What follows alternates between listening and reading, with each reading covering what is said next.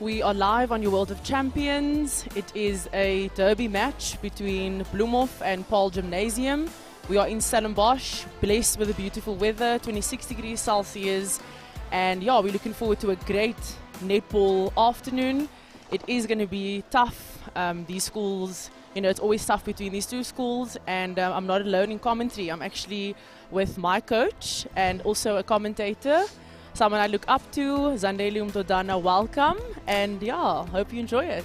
Yeah, awesome being with you, Sash. I'm no longer your coach now. You and I are equal.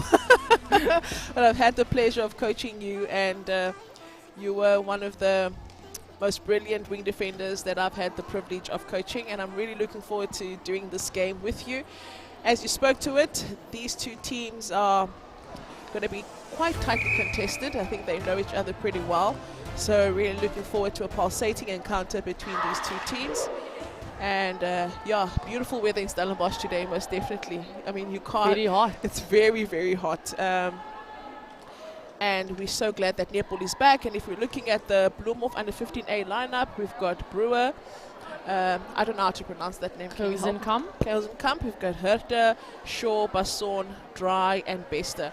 I understand the importance of pronouncing people's surnames right, because people have butchered my surname for many years. So I respect that. And let's take a look at what Paarl Gim, how they're going to be lining up. So we have Budolf, Visson goal defense, Mostert, Hugo wing attack, Arangis, I think, Van der Berg goal attack, and center Greiling. That's Paarl Gim's under 15A team.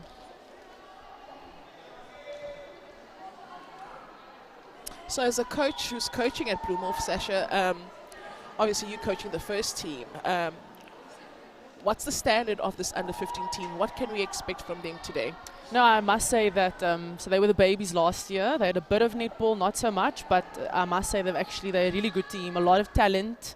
I know some of the strong players also in the B team, because the team was great. You know, the first team squad was great last year at the end of the year, but yeah, they're very, very strong. So looking forward to a tight match, but we'll see who comes out victorious. I don't want to be too biased, but yes, we'll see what happens. Yeah, and then if you look at the teams, wearing the green is obviously Paarl Gym, and in the maroon and blue, that will be the Bloemhof under 15A side. We are about to get underway between these two teams, and let's talk a bit about the Telkom Netball League. Netball is back, spectators are back, and we had the Telkom Netball League in KZN last week. Wow. Amazing. Absolutely amazing. The talent in netball the netball talent in South Africa is ripe, and the intensity, the quality, let's hope that we're going to be spoiled to the same right here between these two teams. And we're underway immediately. Paarl Gim turned that center pass. There's a bit of a quick 3 seconds there, but yeah, let's see what happens. So turnover ball for Paarl Gim. Let's see if they can take this one through to the shooters. This is exactly what they need. They need a good start, and it's going to be important for them to capitalize and make use of the turnover ball. She was unable to convert the goal shooter, but she gets another opportunity and she makes it count. Arangis, I don't know how to pronounce that.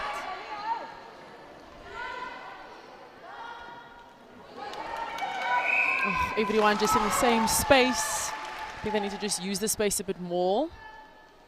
We see Bloemhof gets the ball and it's a turnover for them.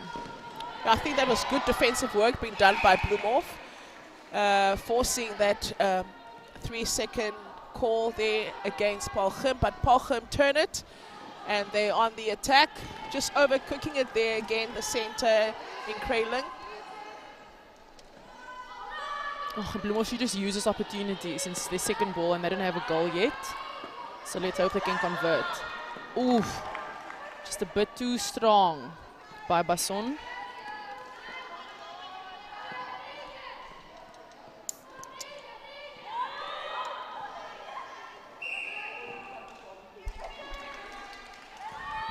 Can Bloemhof make this one count? That's much better from Brewer. You know, you have to convert it when it's under that ball. I think it's so important that, you know, the ball has been there twice already, but it's not getting converted. So they must just take it easy, you know, and find, you know, where they're lacking in that circle.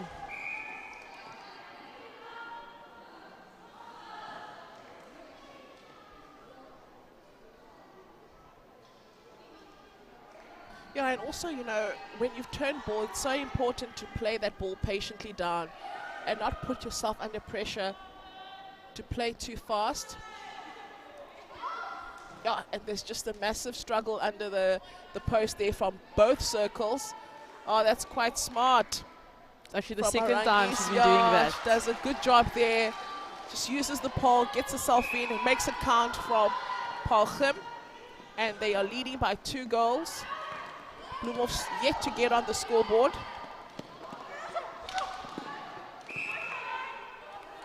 And let's just take it patiently and make sure that it gets converted in the circle.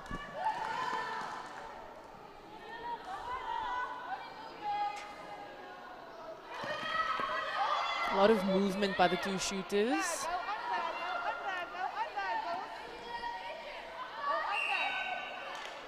Yeah, I think I'd advise that the main shooter just anchors there and allow the goal attack to do the work. But Van der Berg gets the ball. Rather, Bester gets the ball and she makes it count.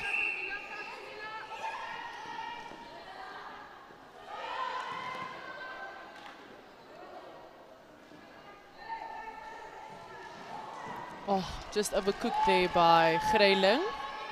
So they just need to work hard to get it back. But Bloemhof gets another opportunity to make it count since they are behind with 1 goal.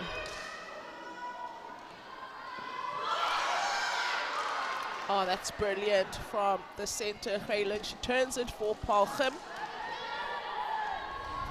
But then they're unable to make that ball count. I think there's just so many unforced errors and so messy. Yeah, too much play, too much fast play. They just need to exercise patience here when they bring the ball on the attack.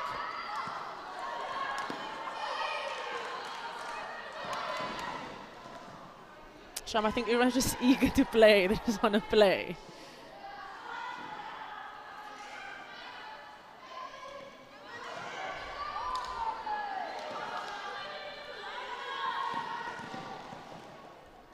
Let's see if Bloemhof can convert this. Yeah, that was a good pickup from Bester. So there's 2 shooters, 1 defender. Oh, that was well brilliant done from Visa, coming in there from nowhere, but unfortunately called for a contact. I actually think she should have thrown to the goal shooter under the pole because she was alone under the pole.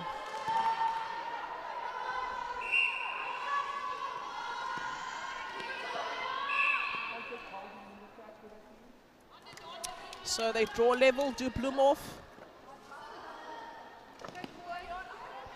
A lot of movement from the shooter.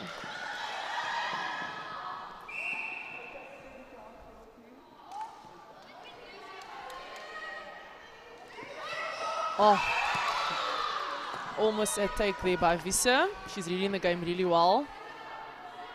And Gim gets another opportunity to score.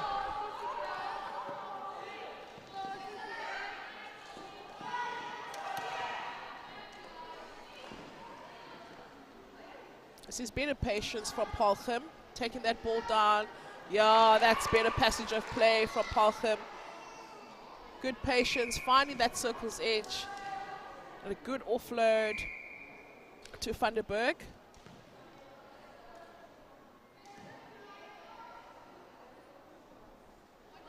Yeah, and then she doesn't make it count, but it's a good chase from Arangis.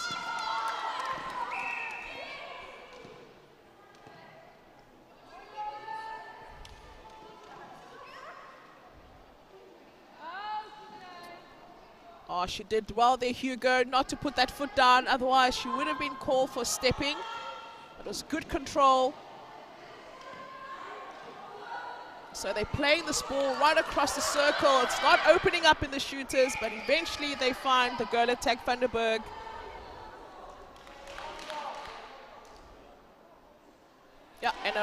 Arangis makes it count. They lead by 1. It is turnover center pass. They've made it count, Paarl.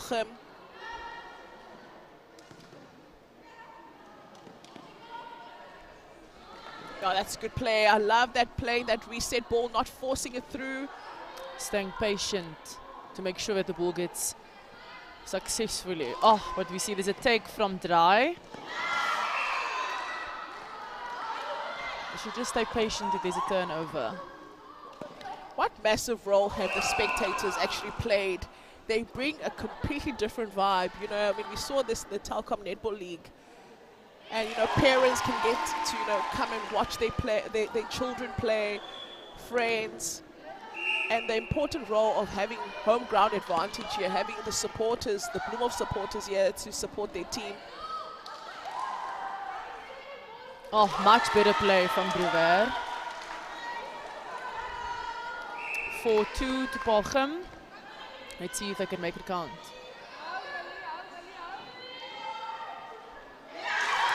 Oh, that's such a good take from Dry. She did it well, but unfortunately they lost the ball.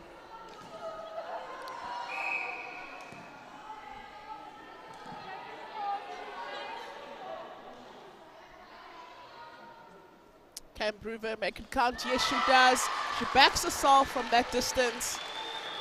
She takes Paarl to 5 goals, 2 for Bloemhof.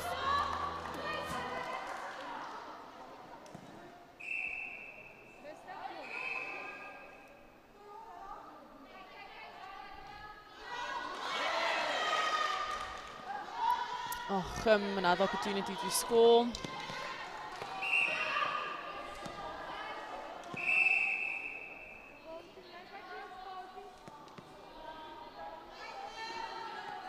This is good defensive effort here from Bloemhof. It pays off. They turn this ball. They just need to be patient now. They find that circle's edge. That's better effort from the goal shooter, Brewer.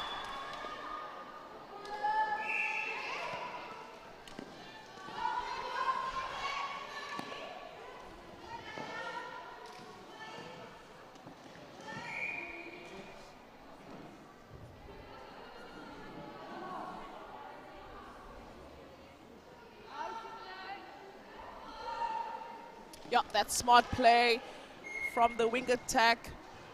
Hugo just playing that reset ball. Not forcing that ball to the shooters. It's good passage of play from Bloemhof. Look how they just transition from defense to attack. Oh, she should have just resetted that ball back because the shooters weren't ready to get it. So important to control the tempo. Not everything needs to be on the go and fast. Sometimes you need to slow it down, you know. Play that ball patiently, because that's when the high error rate starts creeping in and the players are just playing too fast.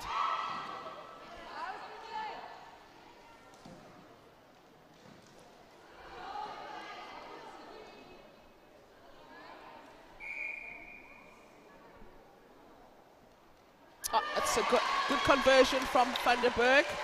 She makes it count for Paarl. They lead by 3 goals. You're left with about 4 minutes left of this quarter. Brewer returns the favor, and it's a Paarl center pass.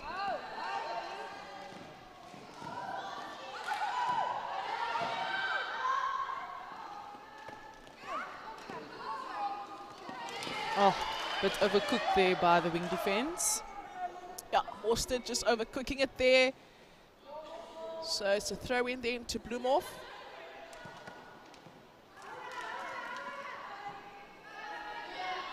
See if they can convert this one.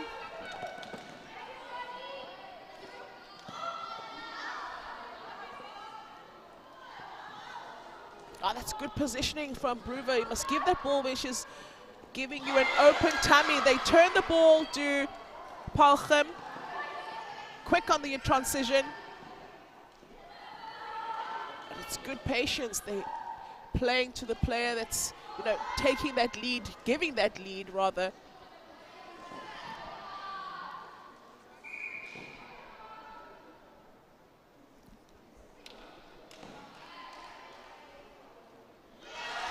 Oh, and Arangis makes it count. So Paarl still in the lead, and let's see if Bloemhof can turn.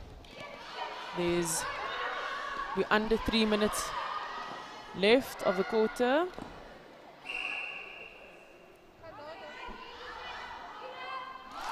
Yeah, she does well to back herself, Bester. They trail by 2 to Bloemhof. Oh, that's good play from Paarl. No wonder the crowd is erupting. It was just too smooth, it was precise. It found the shooter right under the post and she made it count.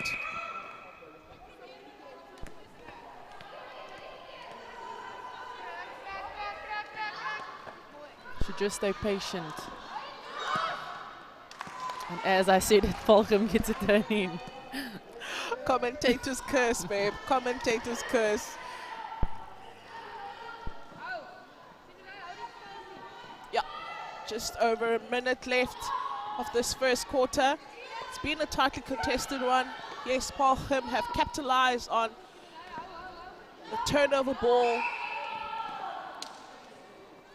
They are leading by 3 goals. The shooter was wide open. Let's see if Van der Berg can make this count. Oh, and she does. That's exactly what they need to go into the second quarter. They extend that lead by 4 goals.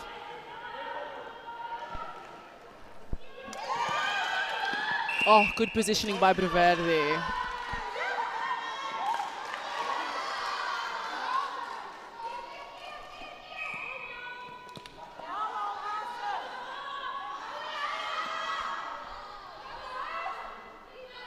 So Paarl is leading 8-7 to Bloemhof.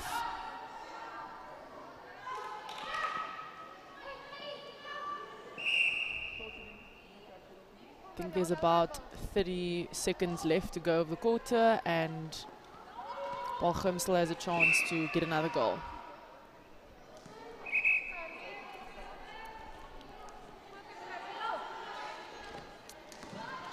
Still enough time for them to score another goal. We always say that 30 seconds in a netball match is a lot of time. Yeah, definitely. So can they make it count, Paarl? Okay, there's 2 shooters, 1 defender. Oh, brilliant. Good screen. Brilliant screen. And she, oh my goodness, she misses it under the post. Arangis. She's not able to make that count. But if you look at the score, first half, Paarl 8, Bloemhof 7.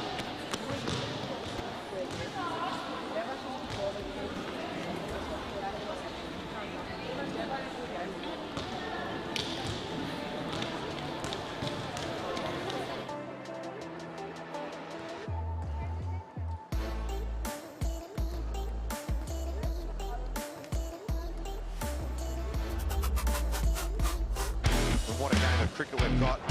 A new captain, what is he going to do? Are you ready to go? Oh, what a night. Wonderful test match cricket. Ready to stand before all that you do. Beautiful. Are you ready to fight? The team here rise in applause. Gets the first test match. Keep you from your dreams. Perfect. Got the heart of a hero. Spirit of a champion.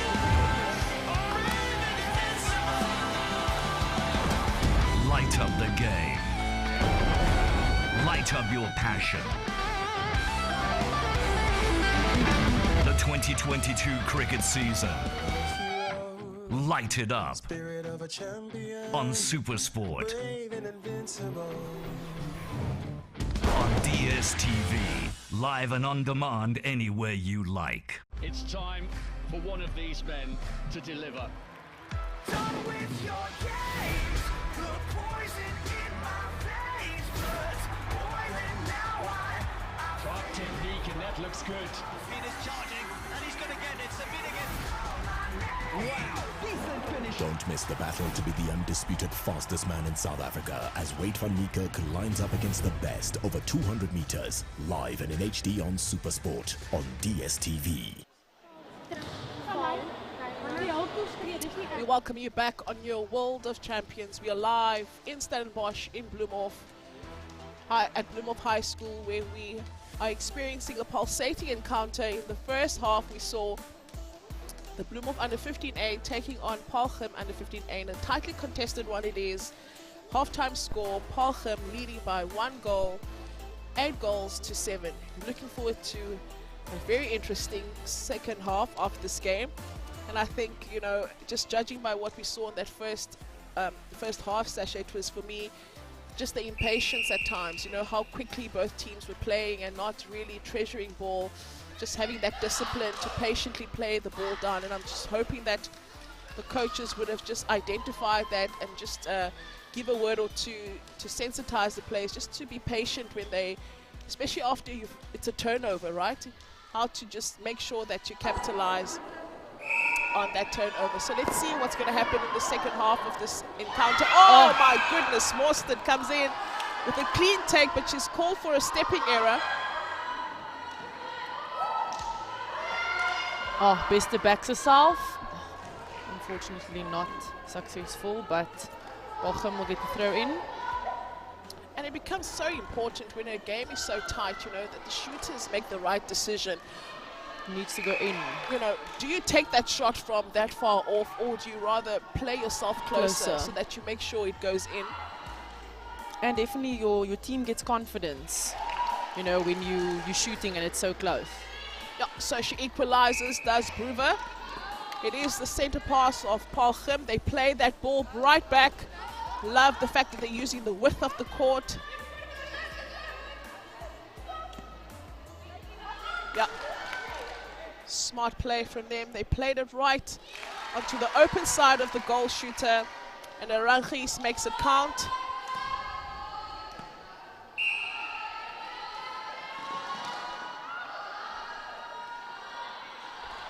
It's good to see some variation here from the shooting circle of Bloemhof. You see Brewer and Bester pulling out of that circle, leaving it wide open. Just trying to separate the defenders, you know, so they don't work in combination.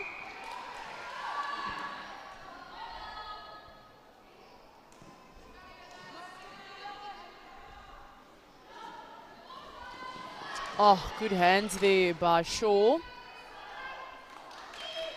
So important there to back up your team, you know, when you're struggling to stay inside the court.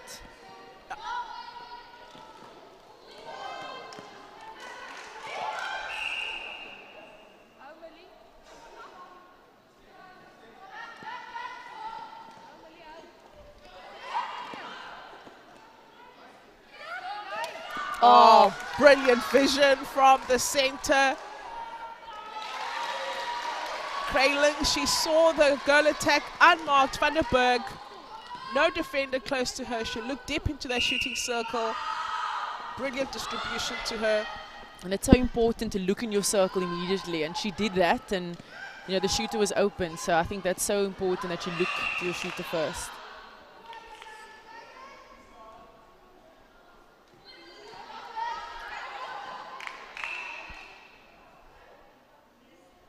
Oh, easy under the ball. Arangis makes it count, and it's a Bloemhof center pass.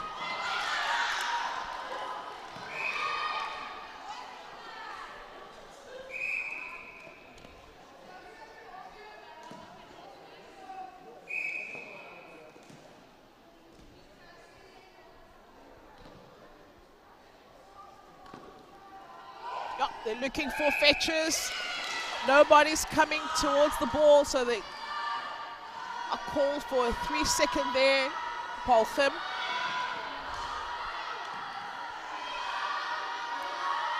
Oh, she should just recycle it back to a goal defense or wing defense if she struggles. But good patience. See if Bester can make this count. Smart. Yeah, quite cheeky from Bester. Quick. But that was brilliant from Brewer, just to make herself available, make herself an option. That's a good pop. Oh, unlucky there by Paarl. It's good defensive pressure though from Bloemhof. Off a center pass, everybody's just closing down space, then they make it count.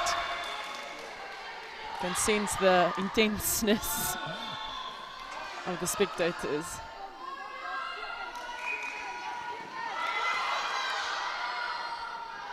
I'm enjoying really the variation here in the shooting circle, you know.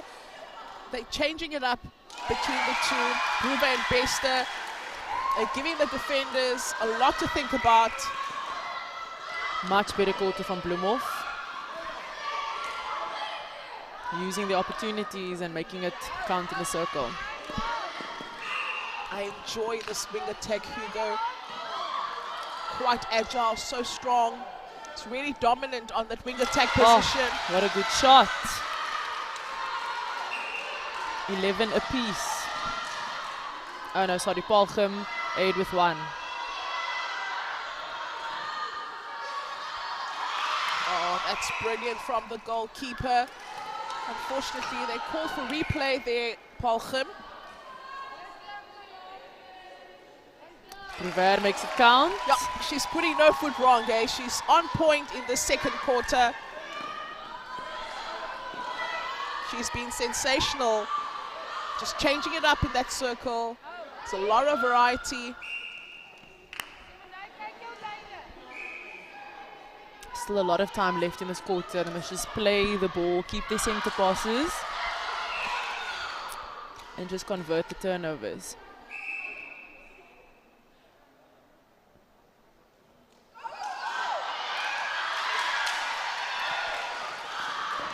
Oh. Yeah, Visa called for an offside there. It's still Bloemhof's ball. And it's a good turnover there from the goal keeper. Oh, that's a good decision from Bruver. She understands that they need this goal to count, so she opts to play out just to draw herself closer to the post. It's a good triangle. See if she can make this count. She gets another opportunity.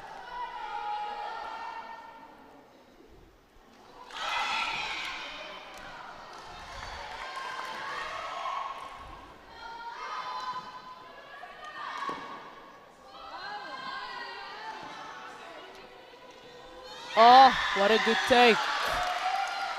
And it was brilliant from Basson. Clean intercept. She gives her shooters an opportunity and they make it count. I think we're seeing Bloemhof lead for the first time in this encounter. They lead by 1 goal, 13, and Paarl are on 12.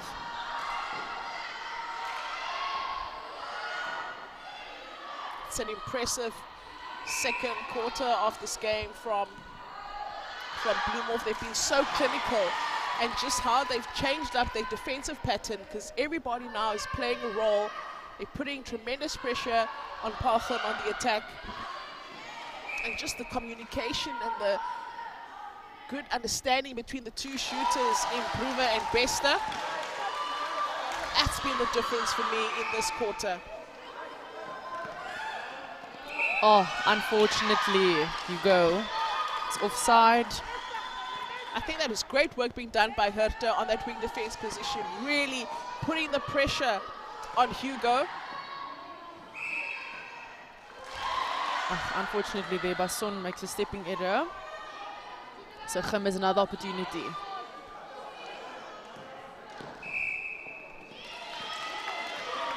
I love that when umpire makes a call and the player looks confused, like, are you sure? Are you sure it was Are you me? sure it was me? Are you sure it was a stepping? Yeah, what they say in netball, the umpire's decision is right. final. Yes. So,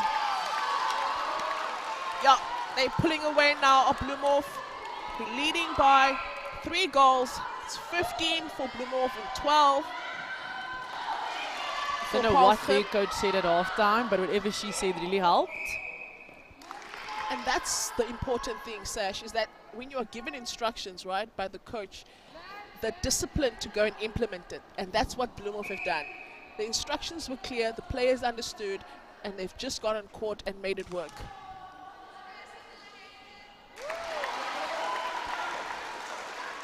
Now That's a brilliant turnaround here from the Bloemhof under 15A side. They were trailing at the end of the first quarter by 1. They've come onto the second quarter and turned things up.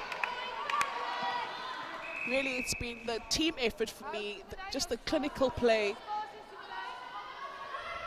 and the brilliance of the two shooters in Bester and Brewer. But still in it, still more than 5 minutes to go, a little bit more than 5 minutes to go, so anything can happen. See if Bester backs herself. Oh, unfortunately. Yeah, she should have, I mean, Brewer was positioned right in front of her. She could have just given that ball to her.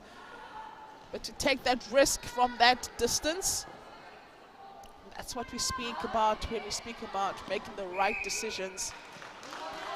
And the responsible decisions, rather.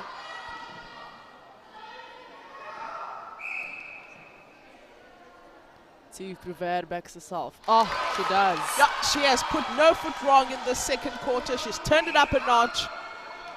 She's been so accurate. She's been the game changer for me for this Bloemhof side. And there's nothing that's more encouraging for a team than a shooter that makes the balls count.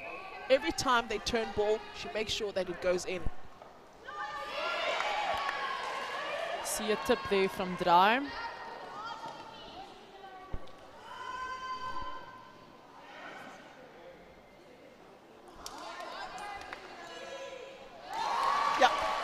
Adding some flair as well, Bester and Brewer, just showing how well they know each other and understand each other, and that relationship in that circle.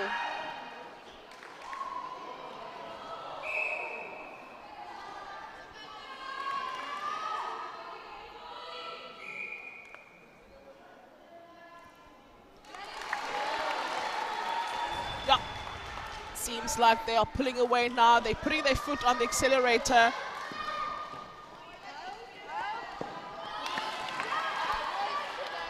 Goal defense really reading all those balls at the bottom. Let's see if Paarl can make this count. Oh, unfortunately, Draai was out. Gim gets another opportunity.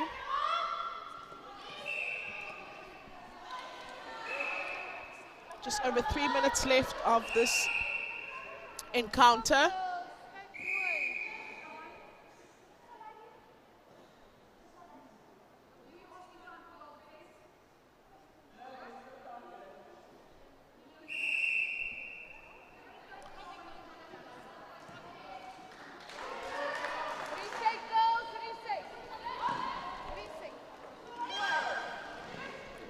Look how quickly they transition from defense to attack to Bloemhof, but unfortunately, Basson called for a stepping there. And the ball turns again in Bloemhof's favor.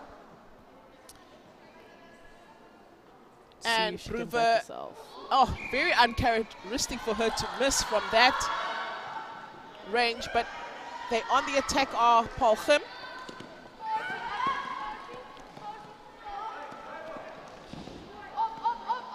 Just over 2 minutes to go.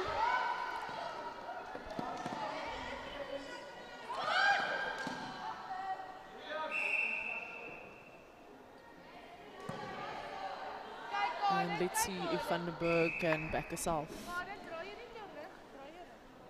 Arangis, yes. 14-19. And it's a Bloemhof center pass. Yeah, they trail by 5 goals, but they turn it. Visa comes in clean to turn the ball for Paarl. They need this one to count.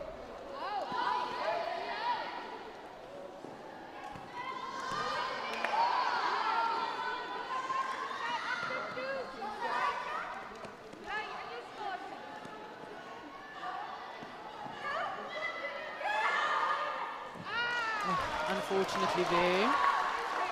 Greyling didn't have any shooters, but you see Bloemhof gets the ball again. Oh, that's well quick. Oh, that was brilliant. Wasting no time. Quickly picking up that The shooter, Rangis, was alone.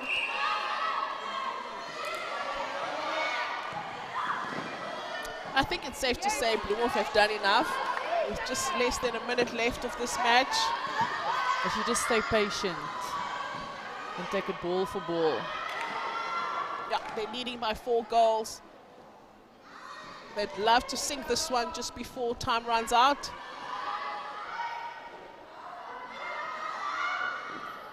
It's just a brilliant collective effort from the Bloemhof side. Really started the second quarter, hitting that ground running, and they just never stopped. Still want to know what the coach said at halftime. It's very encouraging for a coach to give instructions to the players and the players just go out and execute. They knew the assignment and they got the job done.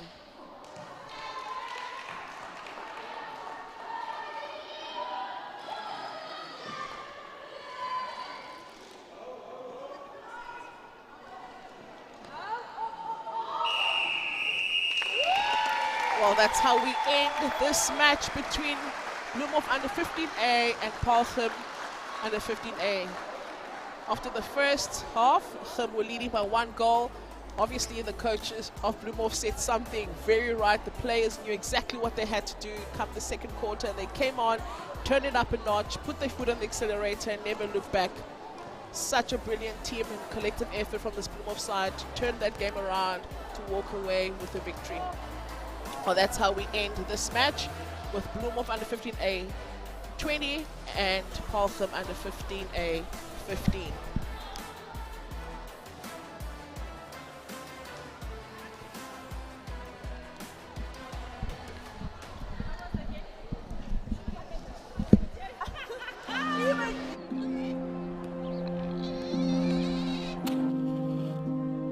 This is where it all started for me, in Hammersdale, a village just outside Durban. Grew up in a very traditional family. A few times in a while we have to go, and do up the garden in the morning. I wouldn't think much of sports. Happened to play netball by chance. I went to go and watch my neighborhood friends at training, sitting on the side, just watching and supporting. There were 13 of them on the netball courts. They needed 1 player to fill in. I can remember one of them saying to the coach, ask her to fill in. From there, I had to borrow the shoes. The shoes were even bigger than my feet. I think I can remember that I wasn't even worried about the size of the shoes, but more of what I was going to do on courts. Pulled through that day. From there, it rolled on to being called to a national side. Well, Zoli gets it into the shooter's hands. Having to play overseas, I think all that journey actually created all of that. Now that I look forward into the future, I want to see more girls playing the sports. We need to find a way where we give them exposure. There's exciting stuff coming along. I think it's going to create a whole lot more vibe, and I have to be part of that, because believe me, one day the shoes will fit and the lights will find you. Arguably one of the most deadly players on court right now.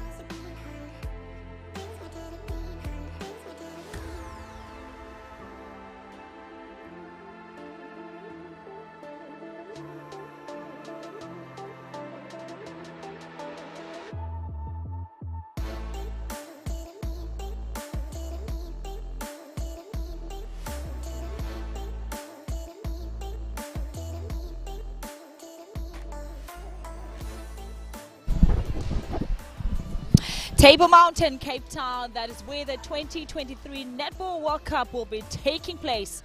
But that's all next year. And this afternoon, we are in Bloemhof High School in Stellenbosch, a town surrounded by vineyards of Cape Winelands and mountainous nature reserves of Jonkershoek and Simmonsburg.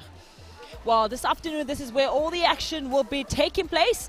And up front, it will be the Bloemhof under-16 up against the Paarl Gimnasium under-16. We just saw a pulsating encounter between these two sides, and it was toe-to-toe in that first quarter, in that first half. But the home side walked away with the victory, and we'll be looking to see if the under-16 will do the same, or will Paarl Gimnasium walk away with the victory. I'm not alone in commentary. I am joined by Sasha, but Sasha, let me start with the Bloemhof under-16 team. On goalkeeper, we have Smit, and in goal, in that center, we have Ilias. Otto will be on wing attack. Tretta will be on wing defense. Lawrence, goalkeeper. Rath, and on goal attack, and Mars will start on that goal shooter position. And the two substitutions will be Smit and Oosthuizen. And that's how the Bloemhof under-16 will start today. And for the side of Paarl Gimnasium, this is how the starting lineup is. On keeper, Botus, wing attack, Basson, Martin will be on wing defense, Fuslo will be on goal defense, and Mattia will be on center, Denton goal attack alongside with Bernard. Substitutes are Otto and Damonse will be sitting on the bench waiting for the opportunity halftime, and that's how the Paarl Gim will be starting this afternoon. Well, as we get ready to get underway, it is the umpires who will do the nail check to see if the goals don't have any long nails in its jury. And if you're at home watching this and you're from the school, you need to know that no long nails, no jury, you need to tie your hair. And that's what the two umpires are checking for this afternoon.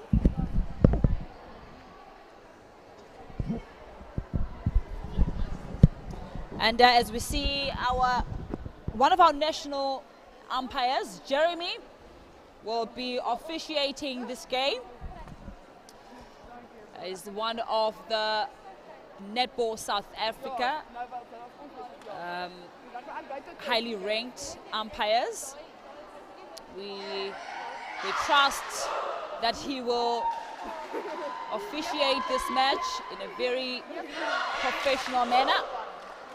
As we get underway, Anushka Anandal is another umpire. Jeremy is also the male umpire. Sasha, let me put you in here.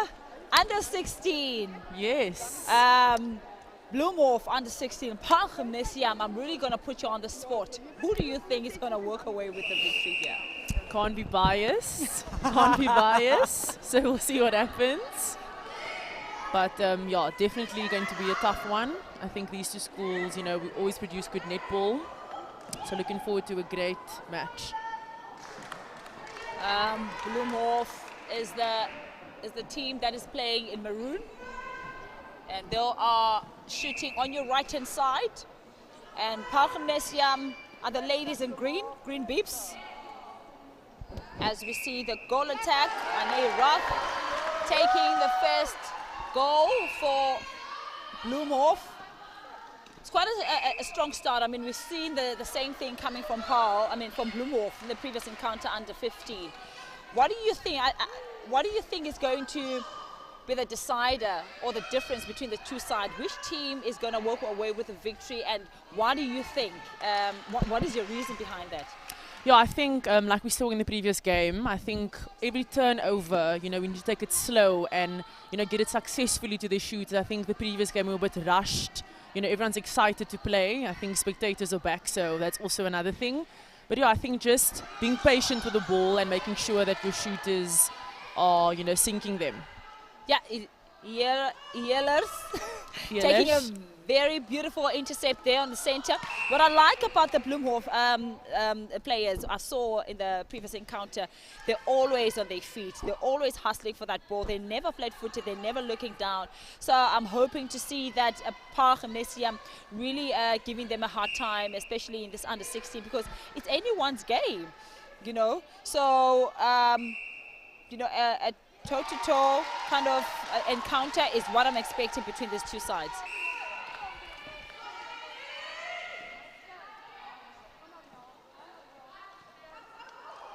Yeah, good patience coming from Bloemhof, but I must give it to Paarl. They, Sasha, they really shut all the, you know, all the lines down, so they didn't have anyone driving forward to go and grab that ball. Yeah, I think also just a bit flat, you know, on attack. You know, you should run with purpose to the ball and grab it. I always tell my girls, you need to grab the ball and run with purpose when you do it. I believe that you coach here, right? Yes. Which age group do you The first team.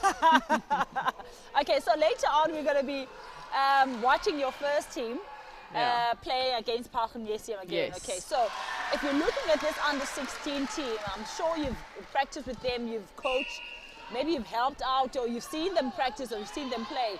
What do you think is one of your strengths? No, I think they gel well together. I think that's a very good strength of theirs. Yeah, and I think they really play well as a collective. Shooters are also usually accurate. Yeah, you see a take there. Yeah, I like that. I mean, we saw the first turnover there from the center of the Bloemhof. And now, Foslu, the goal defense, is returning the favor, but it seems like this ball doesn't want to go back into the shooting circle of the Paarl Gim.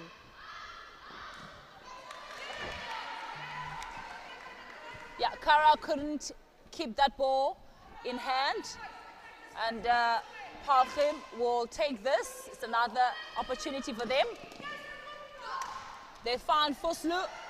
Oh, that was a brilliant dodge there by Miller Bernard, the goal shooter of Paarl.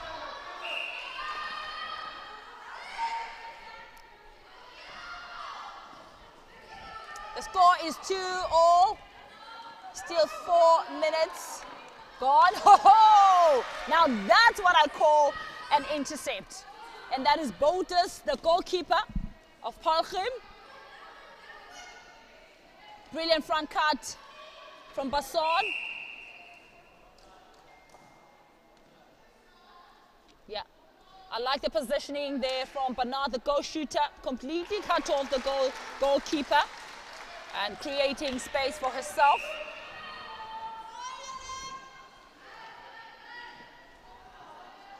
Yeah, Sasha, I mean, this ball has been coming here a lot. I don't see pressure actually coming from the Bloemhof. I feel like they're allowing them to attack. Too easy, yes. Too easy. It's you know, too so easy. what do you think they should do actually coming, you know, attacking that ball into, trying to defend that ball from the Paarl Gim? Yeah, I think the wing defense and the goal defense in the center just needs to, you know, work together as a defense unit and to shut it down, because I think it's a bit too fast. Yeah, it's going through way too fast. They need to keep the pressure, and they need to just make sure the ball doesn't get there so quickly.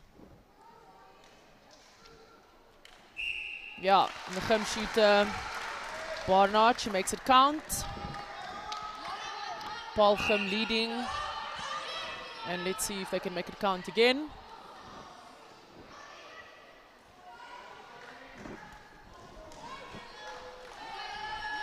Unfortunately, they're overcooked, and Bloemhof will take the throw in. Yeah, look at how they apply pressure, the Paarl Gim. You know, they're trying to pin down the Bloemhof right into that defensive third. And immediately. They're not even wasting time.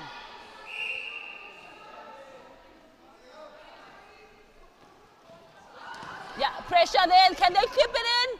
No, they won't keep it in. It is the throw in for the Paarl Gim. They are currently leading by 3 goals. Beautiful ball placement. I think that's what I'm taking from this kid. I know they're only 16, but my goodness, look at how they place that ball into the space. They're not passing to the person, they're passing into the space.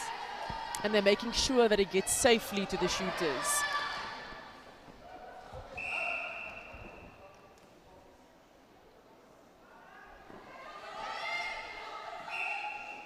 Yeah, obstruction they're called against Otto. The wing defense of Bloemhof.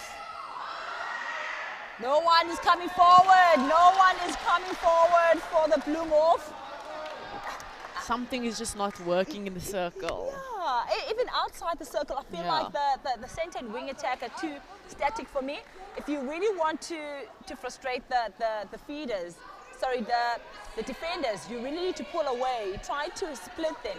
And currently they're just standing and not, giving clear options.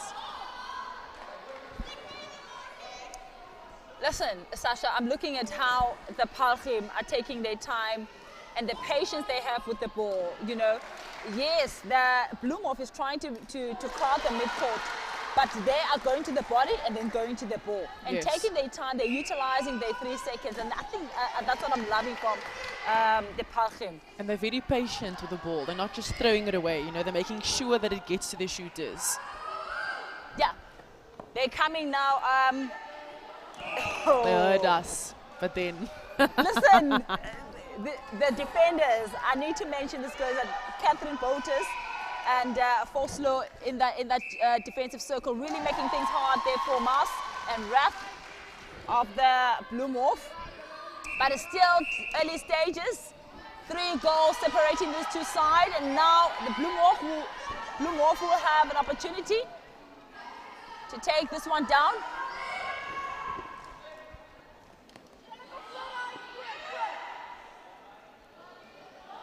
Yeah, Sasha, I'm seeing a lot of high balls coming from this side. What do you think they need to do? Because every time when they're playing all these diagonal passes, Foslo and Botus come for getting them. it. I think when they're being chased by the defender, they should just drop and drive, or let the defender take them and come forward for the ball, because the over balls, like you said, Foslo and Botus will eat it alive. So they should just be patient with the ball and come forward.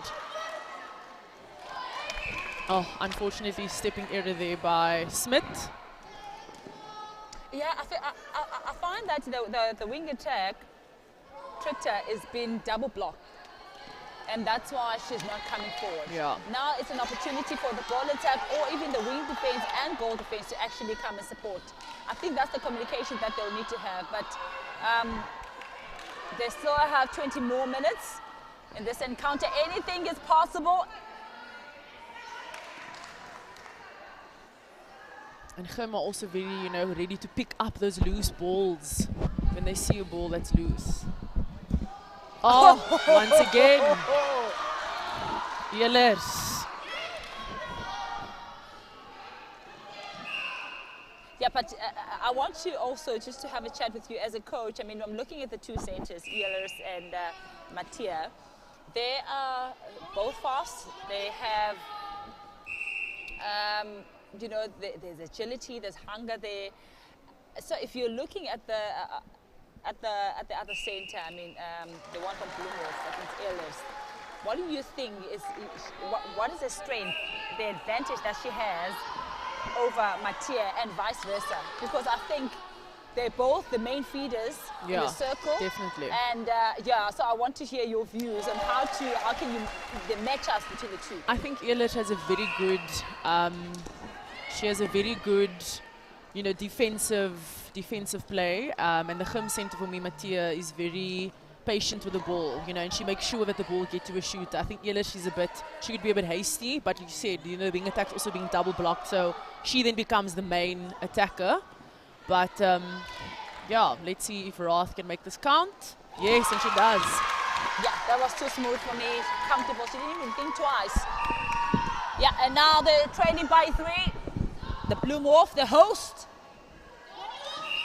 Oh, I thought she did well there, Lawrence, the goalkeeper. But she extended her arms slightly. And she'll be called for contact.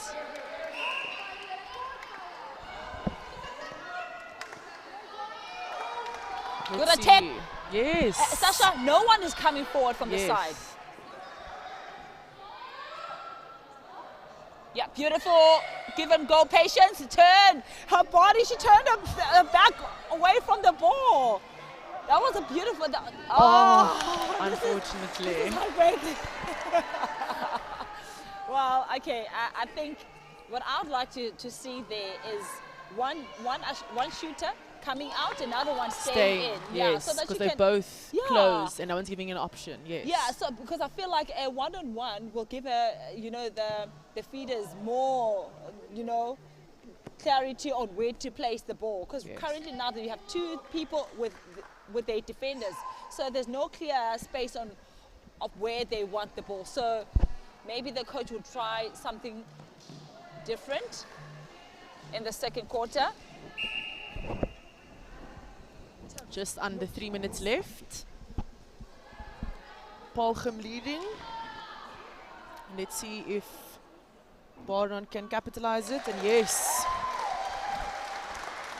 6-9. Paarl sent to pass again. Yeah, it's only 2.5 minutes to go in this encounter. 5 goals separating these two sides.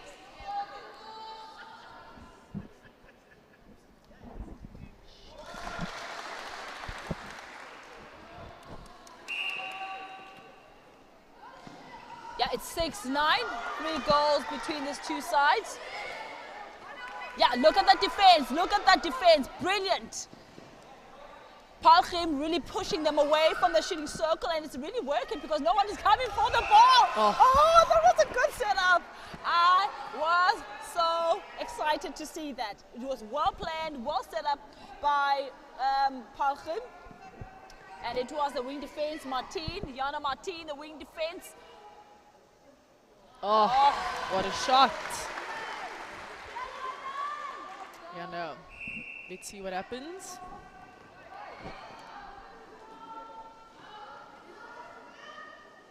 Another opportunity all alone. There is Yellers.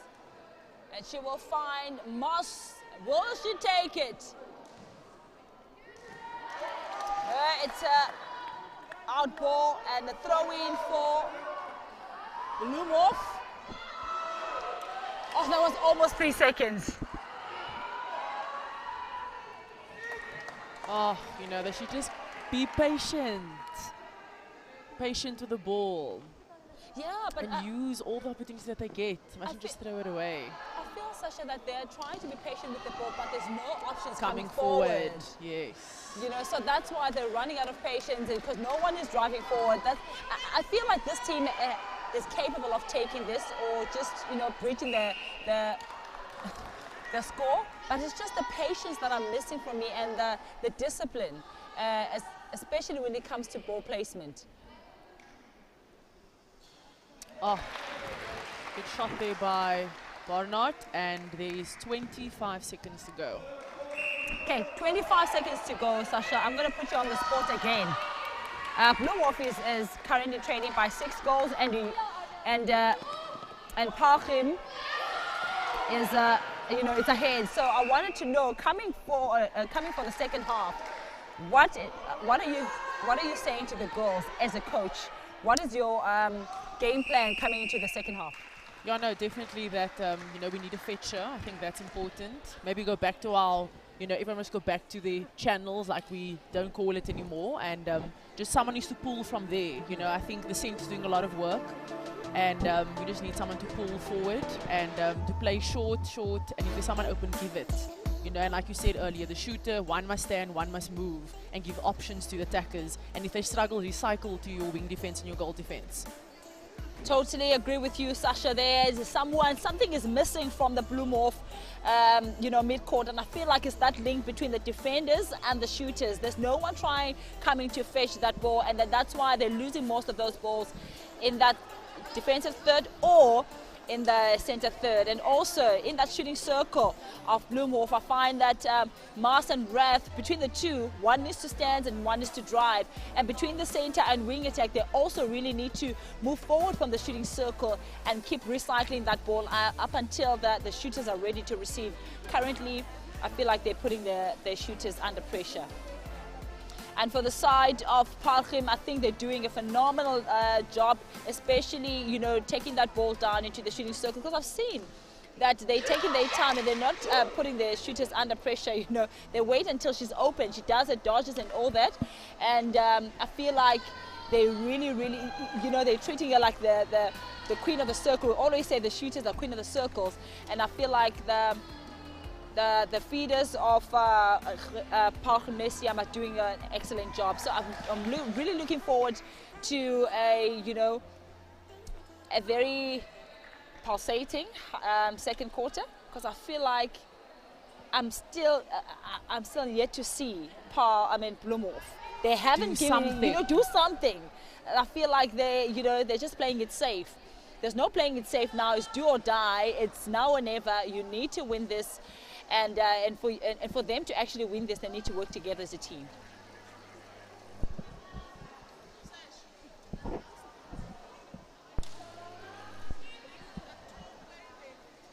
Yeah, we are halfway in this encounter. Bloemhof up against Paarl Gimnasium. We're in Cape Town.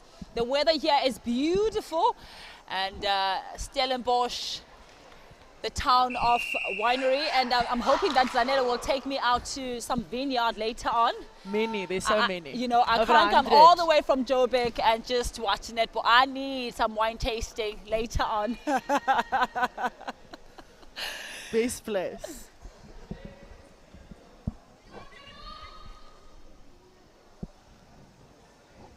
And as we get underway, it is the second quarter, and Bloemhof. It is Paarl Gimnasium center pass, and we will confirm if there are any changes.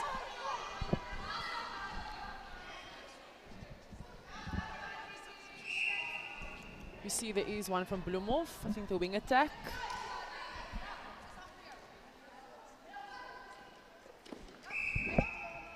Yeah, I think that's a change you were calling for, that link into the midcourt. So I'm hoping this change is really going to work for the Bloemhof side.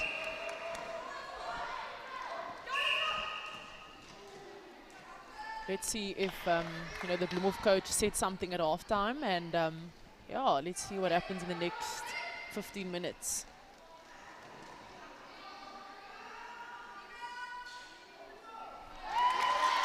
Yeah, that was a much better play there from Bloemhof. Good patience. All alone, the center of Paarl. Mattia finding that pocket, right pocket. Sure. Good shot. Clean, just net. Now we have identified that the Paarl Gimnasium, once they get into the shooting circle, 80% of the time the ball is in. So what do you say now as a Bloemhof coach? How do the girls make sure that the ball doesn't get into the circle? Definitely tighter defense, and it starts outside the circle already, so that the ball can, there needs to be more pressure for me, because it's too easy for them there at the bottom. Again, too easy. Okay, is it a tight defense as in one-on-one, or is it area defense? One-on-one, definitely one-on-one. They heard us. They heard you. Throw in for Bloemhof.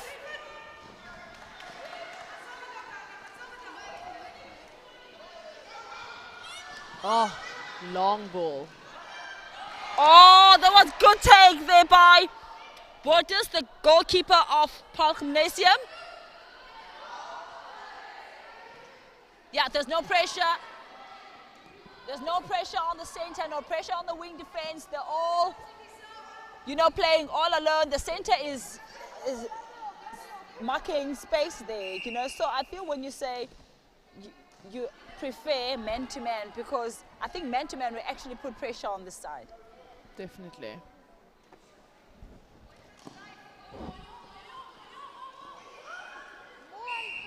Yeah, good pressure. Good pressure there by Bloemhof. Still a lot of time, Sasha, 12 minutes. and they're only trailing by 8. They just need to turn 4 of Paarl center passes, and then they're back at it. Yeah, just 4. But they get an opportunity to, unfortunately, stepping eerder by Ehlers. I think it was stepping. Yeah. Oh. Okay, you know, there was also some dancing just right in front of my eye.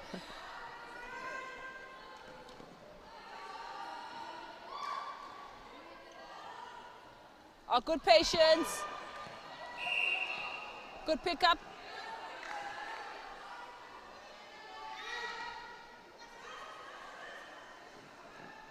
Yeah, I feel like the lines are too flat. They need to run 45 degrees or 90.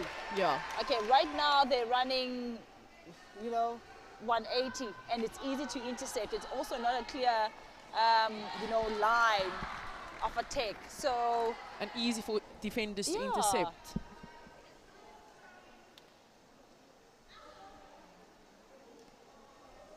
Yeah, this is the future of netball South Africa. Only 16 years of age, but look at how they're playing. They are playing like under 19s. You know, they're well groomed, they're well coached, they're disciplined, the ball handling. Of course, there'll be little things like ball placement. It's not going to be 100% now, but you can see that they are. You know, I'm sure these girls train 4 or 5 times a week.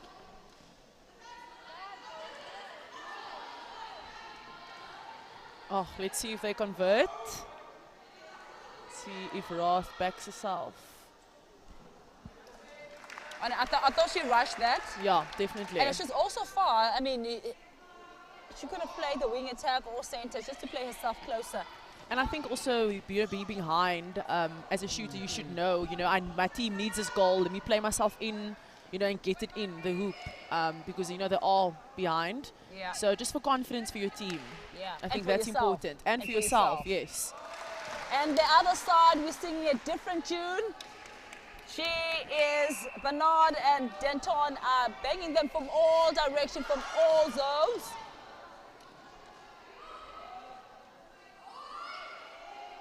Too far. She gonna take it? Oh! High five all the way. Bloemhof camp.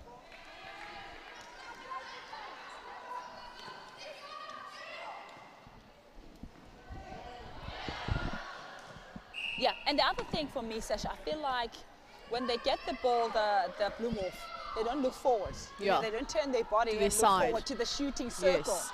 You know, so there's a missed opportunity there when there's a one-on-one with the shooter or goal attack. Oh no, there was absolutely no chance goal. Not with that defender there. I mean, Botus and Fuslu, they're on fire. There is no way you can put that ball there.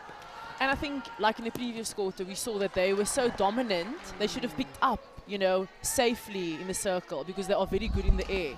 So, yeah, I just think they need to be patient and, you know, no overs there in the circle because they're taking every ball, Foslu and Botus. So, as a player, I mean, you played for the Tornadoes, you played for Marties.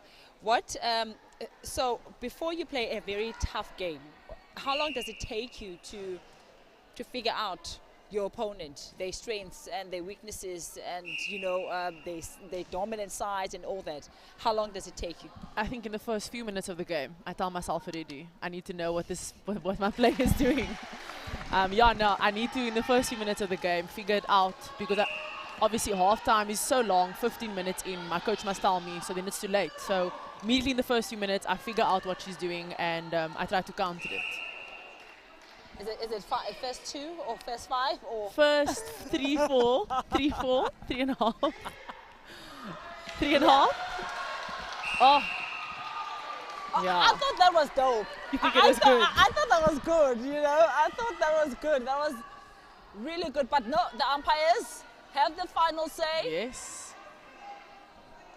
And Bloemhof is looking good. Patience. Better. Oh. Better. There was another missed opportunity there, Sasha. They're just hesitating a bit.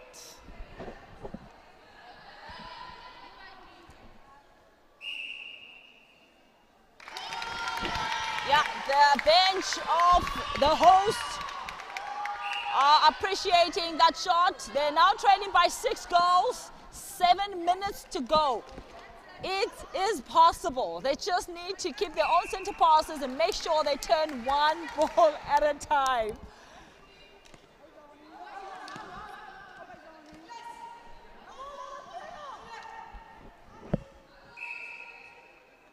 A contact. Look how smart she is. That shooter, Mila Bernard, is so smart, right in front of the shooter, other defender, and the only ball is a bounce pass or a straight ball, and that is very difficult for defenders to actually get their hands in.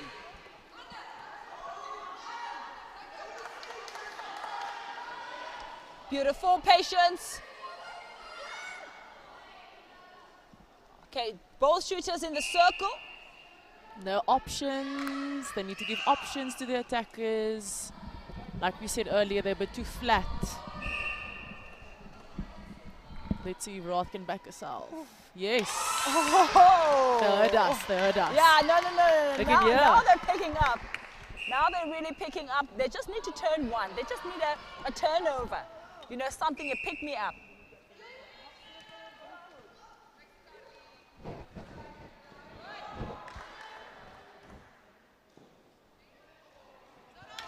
Oh. No, she didn't have to go for that ball. She should have just left it, but she's lucky that her wing defense was right there waiting for it. Give and go, beautiful give and go there. Oh, I thought the umpire missed that, but that was brilliant. No one marking the goal defense. Fuslu all alone. Yeah. 2 on 1. Oh, she had to give it. Oh, 3 seconds. Oh, so they did well, Bloemhof there, but you know, she should have given it. There was open. Yeah, she allowed the defenders to actually catch up and then close it off. Yeah, that's what happens when you doubt. No one driving forward. Oh. Contact Centre called. playing very high up. Yeah, right. Very high up. She's playing very high up as a centre. All right, so you're saying centre very high up. So what would you do? What is your I would tell her structure? to pull out to make space for the goal defense or the wing defense to get it, because she must be an option on attack. So if they play the ball down, there isn't only one person like a wing attack available. There's also a centre and a wing attack available, because the shooters would be in the circle. Oh, so she would clear out. So she must clear out and be in the shooting third. Or like in the middle, so that if they struggle, she can come. But I think if she's there with a person, there's a wing defense with her and a goal defense with her person. Okay. So it's a bit full. Oh, okay. So the wing defense and goal defense must be in the transverse line, trying to bring that ball down. Yes. No attacking player must be. There's a black line. Yeah, sort of a black line. Sort of a black line. So they must not come over. I get you. I mean, if they're there, they can use. But I feel like if you're not being used, get out. There was another opportunity there for Bloemhof. Rath was all alone. Both defenders were defending Mars. And the feeders did not see that. Oh. Stepping error. So many opportunities. Another stepping error. You know what I always tell my girls when it's a turnover? It's a turnover. It's like a gift. Look after it. Yes, treasure it. Treasure it. If you have to play 20 passes, then do that. 3 minutes to go. Let's see what Paarl does with this ball. There's too much space for Paarl. No one is, is covering it. Is covering the space, and people are just hanging. I feel like Bloemhof is hanging instead of just going to their partners and really putting pressure on them. Oh, it's a turnover for Paarl. Goal defense offside. Right in front. She will. Oh, too smooth. She is a pleasure to watch. Mila Bernard, goal shooter of Paarl Gimnasium. No emotions whatsoever. She just wants to get the job done.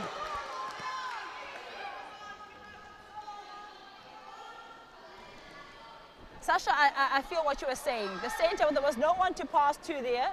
And the goal defense was right at the transverse line looking for options, and both shooters were marked. Wing attack was also not there. So I fully understand when you say they are too high, they really need to drop. Need to drop to the goal third and then only drive to the ball when there's space and there's time to do so. Yes. Oh, I saw some soccer there. Did you see that? Yes.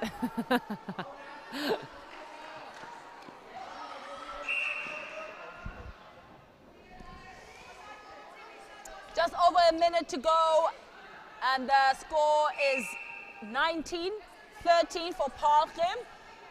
I don't think Bloemhof have enough time to cover this. They left it too late. Now this is what I like, the patience that they're applying on court, but no!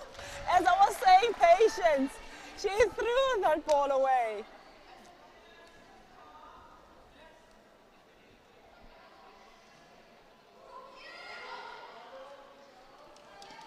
Yeah, good. Oh, beautiful attacking there from goal defense. Foslu and Botus, it's been the goals, 2 goals I've been impressed with in that defensive circle.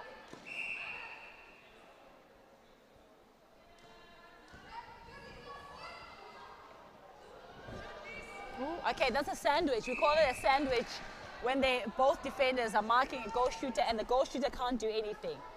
So they need to give her, she must be able to move her shoulders. Okay, I see some rugby tackling here, Julia. Yeah, some fumbling. Oh. Yeah, we saw that Bloemhof today, you know, just victorious over Bloemhof, and the score 19-13. Went Bloemhof's way today, but yeah, good match overall. And yeah, Nontle, what did you think about the game? You know what I liked about Paarl Gimnasium was the patience. I mean, we kept talking about it. I mean, I enjoyed Mathia on that center. She was, you know, very hard on defense and hard on attack. Also, she was their link between the defense and the attack. And what also I enjoyed was Mila Bernardo, that goal shooter, the way she positioned herself in front of the defender. She knew, she understands her strength, that she doesn't have height. So instead of just positioning behind the defender like we all normally see from the other shooters, she was positioned in front and then just waiting for that bounce pass or a chest pass. So I really, really appreciated that from them. And 2 people that I really need to mention, Caitlin Botus and Foslu in that defensive circle. They really, really complement each other well. The communication, the understanding. If the other one is working the ground, the other one is going for the flyers. So I think it was a well-deserved win from Paarl Gimnasium. But I'm not taking anything away from Bloemhof. They really came guns blazing, but they had moments of brilliance. And I feel like the shooters, they, at the time where they needed to play themselves closer, they took the long shots. And, you know, they didn't utilize their wings as much as the Paarl Gimnasium did. Yeah. So I feel like that it was a well-deserved match there by Paarl Gim, and the coach is really happy, as you can see. She's having a chat with her players. But don't go away, we still have 2 more in pulsating matches. And it is the under 17 and the first team still to come. Then the center pass will take off at in 10-15 minutes. It's time for one of these men to deliver. Done with your games, the poison in my veins, blood's boiling now. Sharp technique, and that looks good. Sabina's charging, and he's going to get it. Sabina gets... Wow, decent finish. Don't miss the battle to be the undisputed fastest man in South Africa as Wade van Niekerk lines up against the best over 200 meters, live and in HD on SuperSport on DSTV.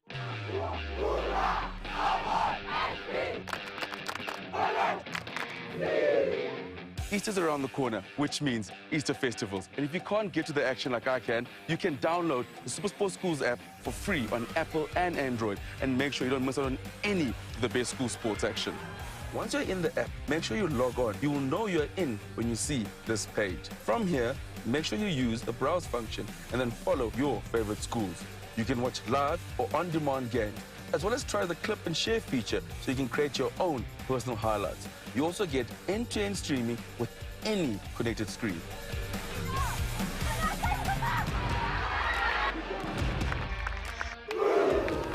So, wherever you are, make this the best sporting Easter. Download the SuperSport Schools app and see your future stars take their time to shine.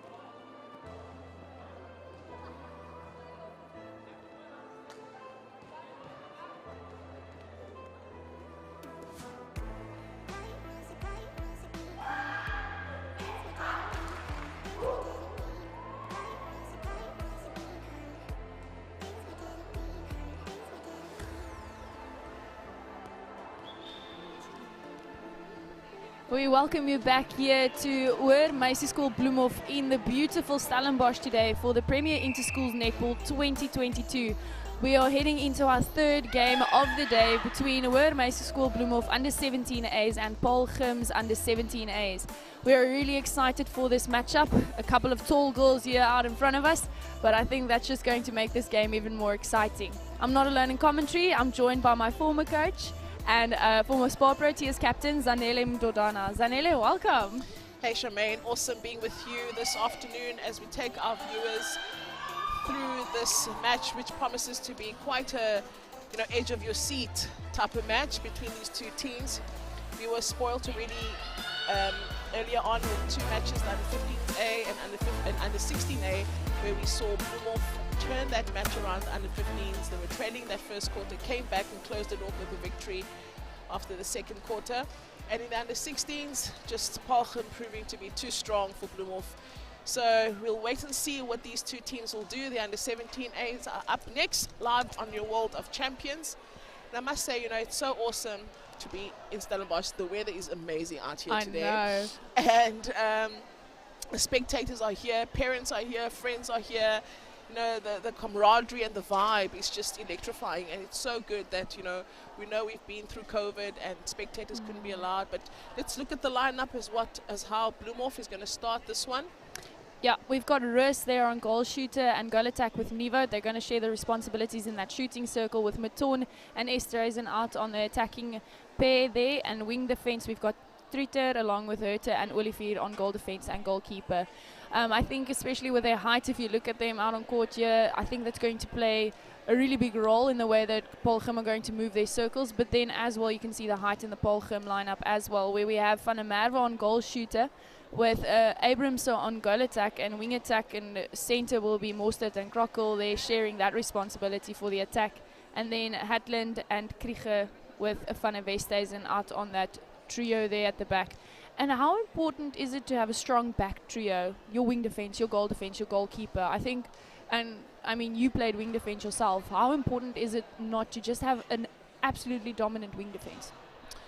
It's so important, and I might add the importance of a defensive center as well, 100%. To contribute on the defensive front there. But also, Charmaine, that the game has changed tremendously. We always expect the defenders to turn ball, but now we are coaching players that the pressure must start right from the front, where the goal shooter puts up that pressure right from the word go, and everybody contributes towards the team as defensive strategy. I think the best thing you could have ever taught us when we still played at Marty's was that we expect the defenders to attack after a turnover. Why can't they expect of us to defend? Absolutely. So we're underway in this encounter. And already we see the goal attack there for Bloemhof. Nivo just jumping up, using her height there. But that's also a really difficult one to defend. If you jump and your timing's off, they can get away from underneath you. So do you play that or do you wait for it rather? Yeah, you gotta have variation, you know, so change it up a bit. Sometimes you can jump it, sometimes just put hands over, and then make sure once the player has passed that ball, you then pick them up. Yeah, definitely. But good fight there on the rebounds. And again, you can see how important it is to remain on that circle edge. You never know when the ball's coming back. I remember once a teammate walked away and a shot was missed there underneath the post, and it was so funny because you should trust your shooters as much as, you know, walking away essentially, but you never know as a defender what could happen and what could come back to you. Yeah, no, netball 1-on-1, stay on the circle's edge until that ball goes through the ring. Bit of contact there from the goal defense. And it's something that I've picked up. There's not a lot of screens happening yet in the shooting circles.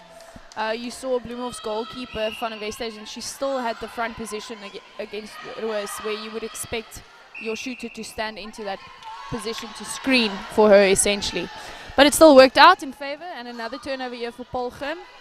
A dropped ball.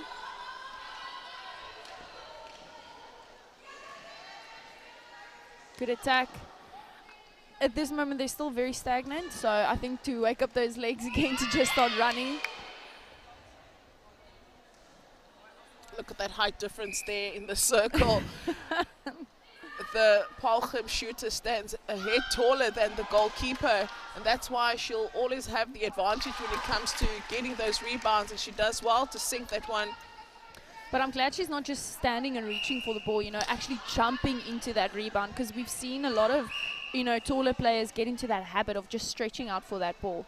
And it's good to see that she knows the importance of actually jumping up and reaching out for that rebounds. Yeah, they're doing such a good job on the attack, just finding that circle's edge and not forcing that balls to Van der Merwe. It's just great discipline from this Paarl side so far. And isn't that what attack is all about? It's all about discipline, and it's all about those basics. I know we always preach about the basics, but how can you wins your championships. Exactly, how can you stop preaching basics if it wins you matches? So, but a great defensive effort again.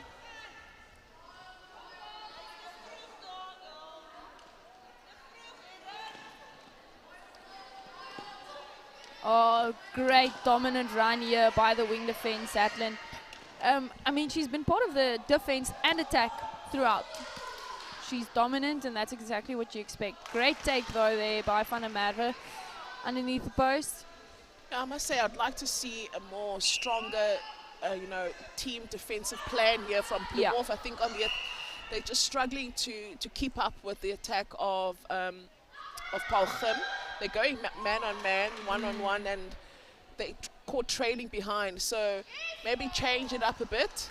Yeah, definitely. And I think the defensive structure on a man-on-man, and as a defender yourself, you can definitely comment on this. So as a defensive structure for man-on-man, you're never exactly on top of the body. You have to give that little bit of space to allow yourself to actually move into an intercept. Yeah, and how you manipulate the player away from the ball, that also becomes important. An opportunity there was for Bloemhof, but a beautiful line run there by the center in Esterhuizen. She had that 45 degree that you would exactly want for any type of intercept. It just shows you how important it is to put both hands on the ball. Let's see if Paarl can take this one through. Beautiful timing on those runs and drives. I would have thought for the goal attack to just wait even a little bit longer there. It's very dangerous to get your goal attack past this middle line almost of the court. But nonetheless, they just seem to flow through very easily. That transition is very quick. How do you stop that? Do you step in behind them? Yeah, so it's important for you to transition from attack to defense, and I think Bloemhof need to do that much quicker. They just, at the moment, they're just ball watching, and the ball is going right past them, straight to the goal shooter. And Van der Merwe makes it count then for Paarl. They're pulling away here. Bloemhof yet to get on the scoreboard. And something that I've noticed there for the defense in Van der Westhuizen, Olivier rather, there for Bloemhof. Beautiful movement there by the goal shooter, Roos. Beautiful drive and drop, and that's something that can work because they're quite tight on the defense here, so you have to get off their body. However, in the Bloemhof side, if you give a tall shooter like Van der Merwe a position, a body to move off of, she's going to know exactly where to go. So for Olivier to just continuously move, confuse her space, would maybe make it a bit more difficult for her to get those balls. Yeah, and absolutely. At the moment, Paarl are playing just basic netball 101, you know. Goal attack fetches centre pass, wing attack crosses, and then lands on the circle's edge. So there needs to be some work being done there by the wing defence to prevent that crossing of the wing attack. But a beautiful goal there by the goal shooter. Roos has she's stepped up a bit now, and I think she's learning that you can't just wait and hold. Sometimes moving circle is quite beneficial. Yeah, I thought that was really smart from the goal shooter of Paarl Van der Merwe, pulling out of that circle. And then when she made her way back in, both defenders fell on her, leaving the goal attack wide open, unattended. So I'm loving the thinking and the creativity in that shooting circle of Paarl. Again, she misses, but she contests for the rebound, and that's the advantage of having that height. Yes, and we've spoken about it multiple times, and will probably forever. That's the worst place to shoot from. Yeah, well, you would know better, Charmaine. You would know better. You've played at an international level in that position of goal shooter. So, geez, I love the fight though. Everyone's going for their rebounds. Everyone's attacking that ball, and you don't want them to give up, defense or attack-wise. So let's see if Bloemhof can reciprocate here. Much better centre pass, much better flow coming through there, because their problem in the first few minutes of this half was there was no second option. Yeah, and how important it is to prepare for that second ball. We saw it now in the Telkom Netball League as well, how the teams are picking up, they're really setting up a strong wall to prevent, you know, that second ball from happening. And I mean, you can get a centre pass, but it's all about moving that ball forward. So if you can't move it forward, you can't score. But a good take by the goal attack in Abramson. And a good rebound. Well deserved there from Roos. Oh, that's good from her. That's what we want. You want to contest that centre pass. Don't give them a free ball. Eventually paying off for the Bloemhof side. Can they make it count though? Beautiful base drive. And the choice of really a pass there, you know, from the goal shooter, Roos, just bouncing, rather a Nivert, just bouncing, just choosing the bounce pass. And it's something that watching Telkom Netball League, watching schools play, you don't see the bounce pass being utilized as much as it should be. Yeah, but if you're looking at watching the Telkom Netball League, you'll see the fireballs shooting circle. Ooh, listen. They overplay the bounce, if I'm allowed to say so, but because it works. It's such an effective pass, and it's so difficult to defend, especially when the shooter's positioning in front. Beautiful turnover there by the wing attack. Maton for Bloemhof, and a beautiful feed over to Roos. She was there, free as a bird. Great transition from a intercept into a beautiful attacking play. And we've got a game on our hands, 7-5. That's a good comeback from Bloemhof, I think. You know, just being clinical and making use of those turnovers has resulted in them crawling their way back into this game. Yeah, I just need a comment on that positioning of Van der Merwe there in the shooting circle. I think if she turned her body the other way, she would have taken that ball a bit more comfortably. And it's so important to shield yourself as well from any defense. Clever little step forward by Roos. And we're just picking up the importance of having home ground advantage and home support, you know. They're really just cheering this Bloemhof side back into this game. Oh, beautiful fight there, beautiful front positioning. Oh, but Van der Merwe, those arms just coming in again, and a great pickup there by Moster.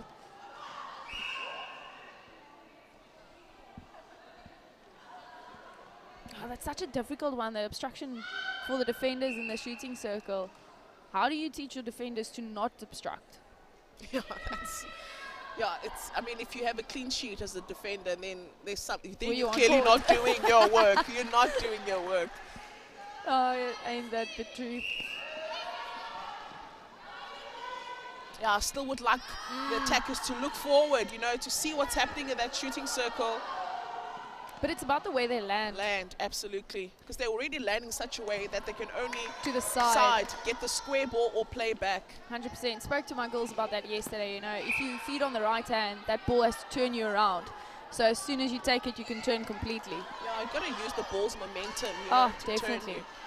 My best question, and one of my favorite questions to ask any kids that I coach is, when do we know you're playing fast netball? And they go, when you run fast. I was like, no, it's about the ball speed. Ball speed. You can be the fastest person on earth, but if that ball comes in and loop to you, it's going to slow the game down. Absolutely. And that's what we've seen in the previous matches, you know, teams who don't understand that everything doesn't have to be fast and furious. You need to control the tempo. There's a time when you can really be quick, you know, but there's also a time when you need to slow it down, just patiently play that ball through. Yeah, 100%. I would have loved to see them utilize the little pop over there, Bloemhof in that shooting circle, not forcing the long shots now. It's still quite a close margin. Anything can happen. So to just play it safe, play themselves closer, get used to the posts for now because they don't train yet, and then go from there.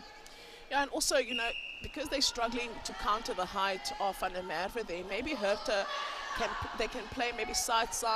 She can go to the back and let and leave the goal attack of Girls High, sorry, so rather of Paarl just unattended and see what she does. Give her the responsibility. Yeah, you know, so 100%. you've got to have a bit of options there and not keep with the same script, especially if it's not really working. As much as you need variety on attack, you need it on defense. Yeah, because the goalkeeper at the moment, I think she's really struggling, Olivia, to manage Van der Merwe because of the height. Yeah, she's very tight on her.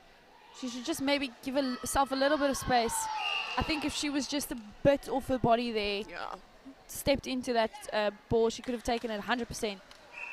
But also go up with two hands. Two hands, but how weird is it that Van der Merwe is literally picking that ball right on top of her head? You know? 100%. So listen, that's an advantage I've never really had. To take a ball over someone's head. Yeah, no, so they need to come up with a different defensive plan there. And they need to work in combination because they've identified now who's the main shooter, right? 100%. Everybody's looking for Van der Merwe. So let's take Van der Merwe out of the equation and then let that pressure be on Abrams. Oh, good feed. Beautiful play around the circle. I see, you know, Nivo stopped the base run there. I think if she just continued through that base drive, she could have definitely taken a ball, maybe even gotten a contact call. But beautiful shot, nonetheless, there by Ruiz. Oh, well, we see there the goalkeeper, Van der Westhuizen, just getting that caution from the umpire, Jeremy. She's going to have to clean up. Yeah, I think the call is for intimidation. For intimidation, yeah. Just sort of waving a hand there in front of the shooter's eyes. With just over a minute left, the score is 13-8. It might not seem like it at the moment if you look at a 5-goal margin, but it's very tightly contested and anything can happen. There's still a full 15 minutes left in the second half. Oh, but Van der Westhuizen, if she just could have kept her hands on that, that would have been an absolute moment of the match. Yeah, it's definitely not over. There's still 15 more minutes left of this encounter. We saw it in the under 15A match, where, you know, Paarl were ahead after the first half, and then, geez, did the Bloemhof side turn it up a notch and closing that game, turning things in their favor. So everything to play for come the second half of this match. Another opportunity here for Paarl, and Abramson makes it count.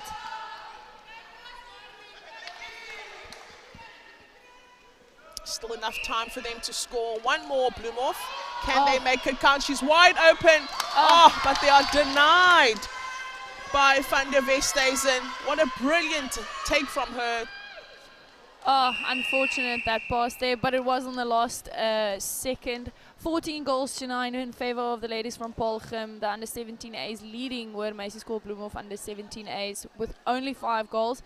There's still a lot to happen. We still have 15 minutes left in this game. I think for this to turn maybe over is to, you know, tighten up that defensive circle, change a bit of their strategy in there. As a coach, what would you be telling Bloemhof right now? No, well, I think maybe let's first see, you know, there's a bit of, obviously they've got players on the bench that they can maybe introduce to turn things up or turn things in their favor. But for me, it's just patiently play that ball down. I think at times they're caught static, and they're not defensively. They need to transition much quicker just to delay that attack of Paarl. Yeah, definitely couldn't agree with you more. I think we've got a really exciting second half ahead of us between Paarl under 17As and Macy's School Bloemhof's under 17As. Let's see what happens.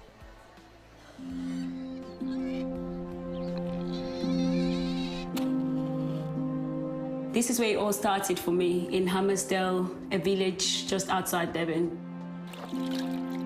Grew up in a very traditional family. A few times in a while we have to go, you know, and do up the garden in the morning. I wouldn't think much of sports. Happened to play netball by chance. I went to go and watch my neighborhood friends at training, sitting on the side, just watching and supporting. There were 13 of them on the netball courts. They needed one player to fill in. I can remember one of them saying to the coach, ask her to fill in. From there, I had to borrow the shoes. The shoes were even bigger than my feet. I think I can remember that I wasn't even worried about the size of the shoes, but more of what I was going to do on courts. Pulled through that day. From there, it rolled on to being called to a national side. Zomi gets it into the shooter's hands. Having to play overseas, I think all that journey actually created all of that. Now that I look forward into the future, I want to see more girls playing the sports. We need to find a way where we give them exposure. There's exciting stuff coming along. I think it's going to create a whole lot more vibe, and I have to be part of that, because believe me, one day the shoes will fit and the lights will find you. Arguably one of the most deadly players on court right now. It's time for one of these men to deliver. Done with your games, the poison in my veins, blood's boiling now. Top technique, and that looks good. Sabina's charging, and he's going to get it. Sabina gets... Wow, decent finish. Don't miss the battle to be the undisputed fastest man in South Africa as Wade van Niekerk lines up against the best over 200 meters, live and in HD on SuperSport on DSTV.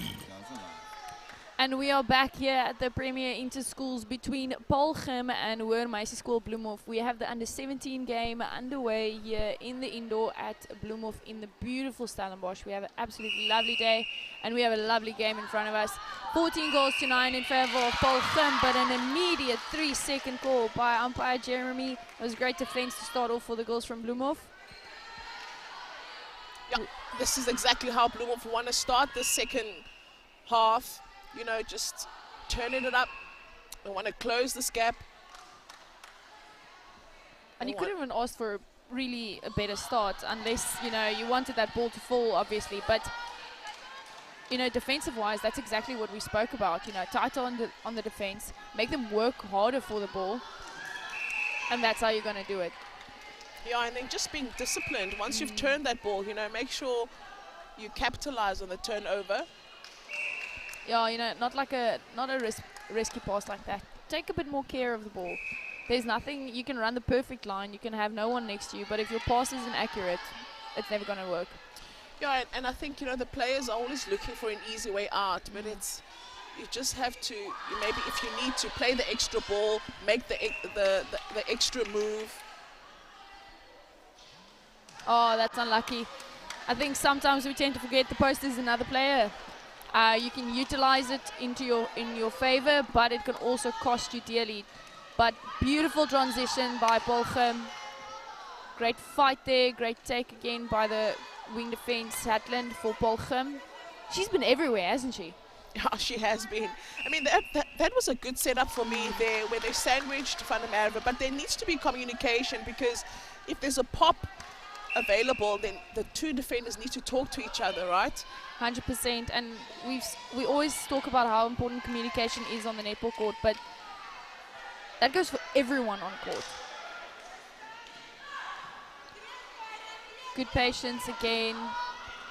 I love how they don't rush through the systems, you know. They just play the person in front and play the person that's available. Open, absolutely. And they don't look for anything extraordinary, you know. It's just basics. The defense here for Bloemhof, every time they go up for the rebound, they are definitely in a contestable position, but they go up with one hand. And with the height in this Paarl circle, you have to go up with both. There's no two ways about it. So it's turnover ball for Paarl. Oh, beautiful, clever little bounce pass there. I would have loved to see the goal attack take her own drive there, follow her own ball. There was a lot of space available there. Van der Merwe had that whole front part of the circle open for her. Yeah, see if she'll back herself. Yeah, well, she opts to give that ball to Van der Merwe, who's closer to the post. Yeah, well, if she's right there, why not? Another center pass here for Bloemhof. 17 goals to 9 now, 8-goal deficit, and we started with a 5-goal deficit. It was a really strong start here from Paarl. And that's exactly how they started the previous half as well. You know, quick, fast, and strong on the defense.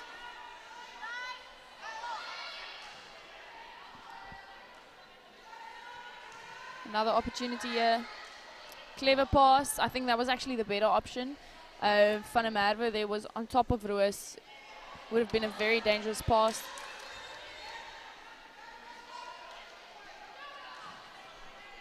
Again, just patience. Yeah, and also we spoke about the defensive plan of Bloemhof. They're really just struggling, you know, to delay the attack, and just I would love to see them, you know, play much of a press, especially in the 100%. mid-court. I was thinking the same now, yeah.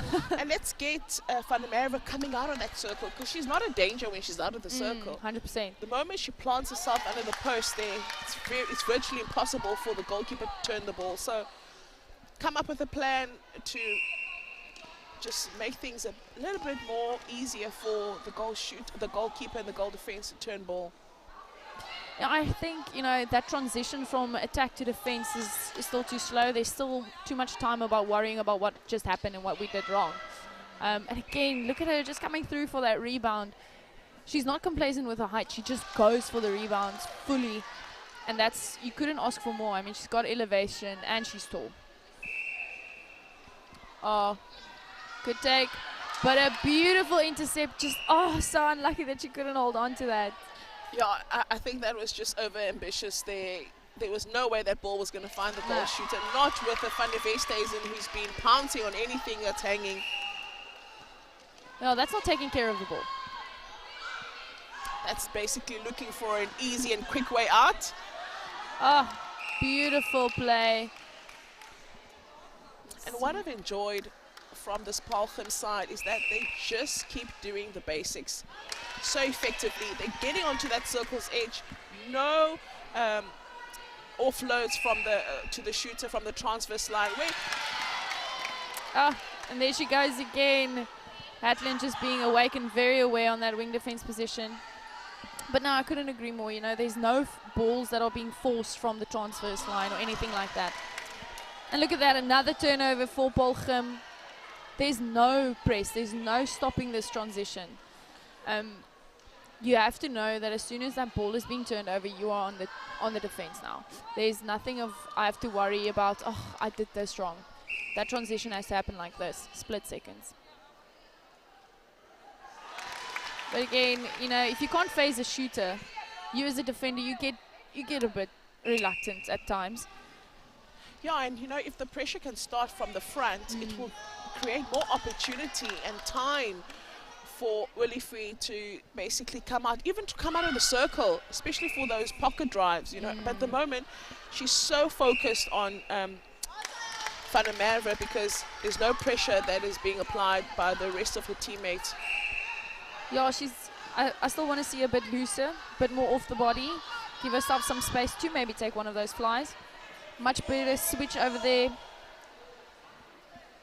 Good take. Oh, beautiful rebounds there by Nivert. Oh, but it's got to count right under the post, but they've got another opportunity. Can Nivert back herself? Yeah, this time around she does. Sometimes we just like shooting from further away from the post. I really don't understand, but hey. Okay, so let me explain my thought process in that sense. The further away I am from the post, if I miss, more people are going to be like, oh, she was far away from the post. But if you missed right under the post, then go. it's like, what is How happening with a shooter? Yeah, no, I get it. I get it. Yeah, listen, I wouldn't choose that bib.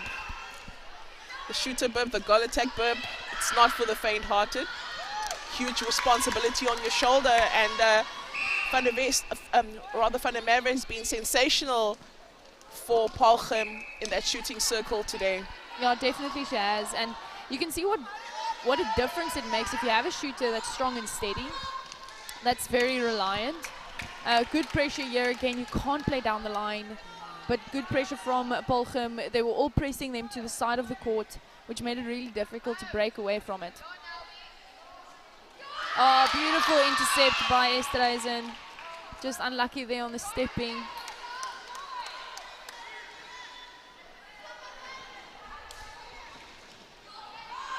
How clever was that from Hatton? She turned her body away from the oncoming player. That's just to protect her own body.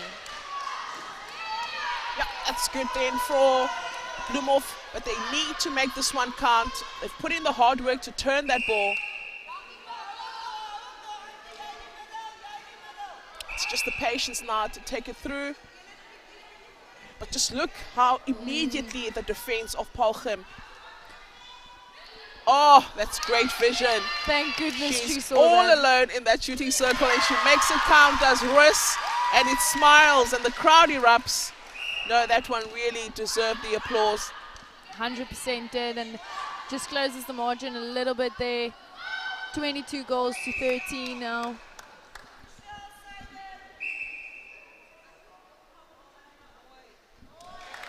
Oh, you know, it's a 10-goal deficit at the moment. You've got just more than 5 minutes left. What do you do? Oh, my goodness. Yeah, it's going to take something special for this Bloemhof side to turn this one. I mean, unless Paarl falls asleep or something, you know, because at the moment they're really on a roll. Yeah, I think it's going to be rather start cleaning up now, even though if you're still behind, you know, clean up your game, stick to those basics, even if you go back to them now for the first time. Beautiful take. And just the timing, you know, the leads, the timing to the ball. Unfortunate stepping there by Abramser. But again, you just see green bibs, you just see the defense of the goals from Paarl. Beautiful break though there by Maton.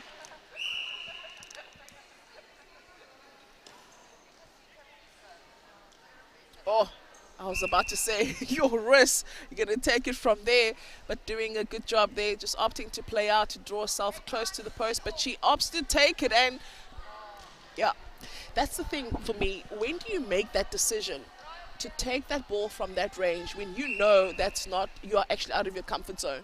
It's so important to make the right decision, especially in at such a crucial time. Yeah, I think that comes with maturity and, you know, a bit of wisdom in the game, and it comes just with a little bit of, you know, just age as well probably. But I think the older she gets, the more she'll understand that as well. It wasn't a bad option, and it shows confidence, and that's a good thing.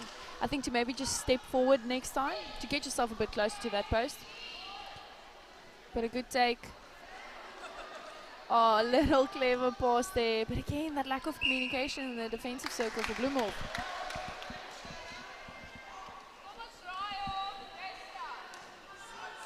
Yeah, 24 goals to 13 with 3.5 minutes or so left in the second half in this encounter. If this is scored, it becomes a 12-goal margin. Oh, much better defense there.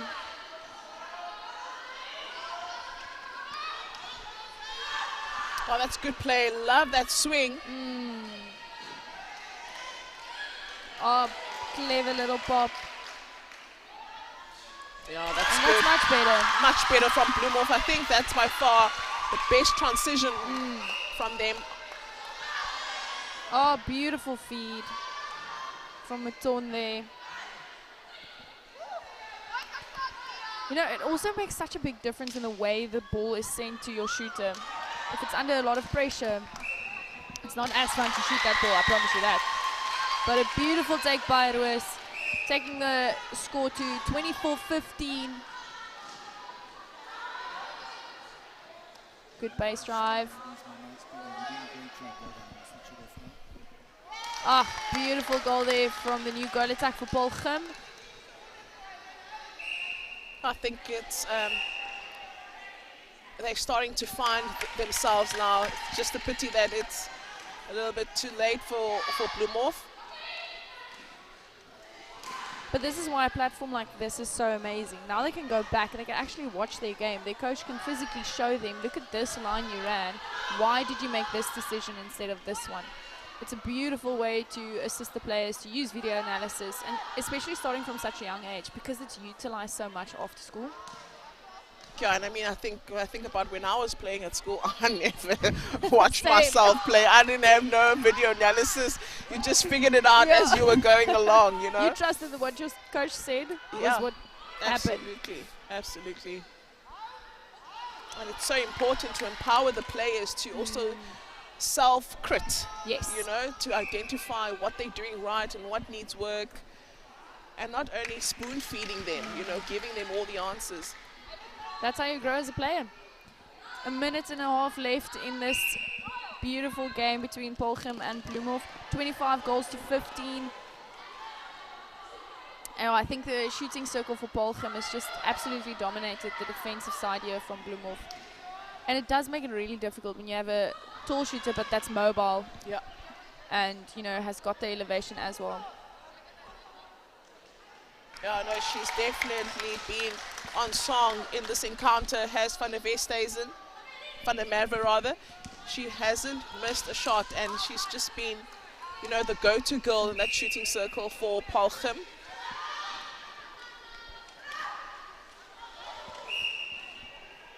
Oh, little contact there. Oh, how quickly did Maton take that ball. Beautiful vision, but that was great decision making.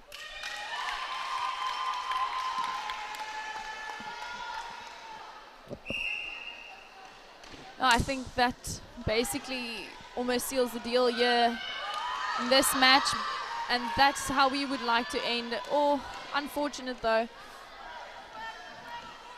But they still have time. We've got 10 seconds left. That is a lot of time in netball.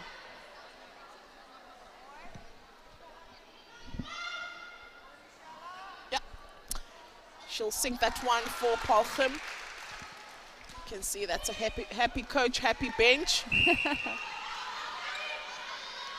Beautiful vision again. And that is how we end this Premier Interschools match between Paarl and Hoërmeister School Bloemhof's under 17A's. 28 goals to 16, a 12-goal victory for the ladies from Paarl.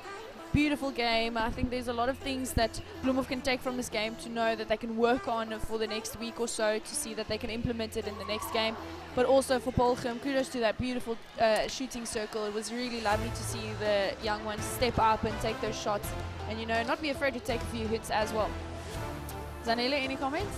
Yeah, no, I think they can go back to the drawing board and identify the things that worked and didn't work. That's Bloemhof, because at some stage, that second half rather, they came back, you know, and they got a couple of things right. I think it's important for them, though, to have a good start if they want to stay in these tough encounters.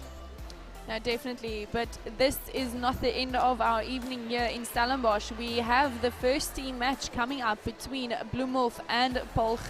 It is going to be an absolutely cracker, beautiful game to watch. We've seen both these teams perform, and we've seen both these teams suffer losses, but we've also seen them come out victorious in multiple occasions. I think it's going to be a massive one. But before we leave you, just look at some of these beautiful highlights of this match. if you missed it, you can still go and watch it on YouTube or on the SuperSport Schools app. It was absolutely awesome to see the youngsters stepping out and being able to take court again after such a long hiatus of no netball.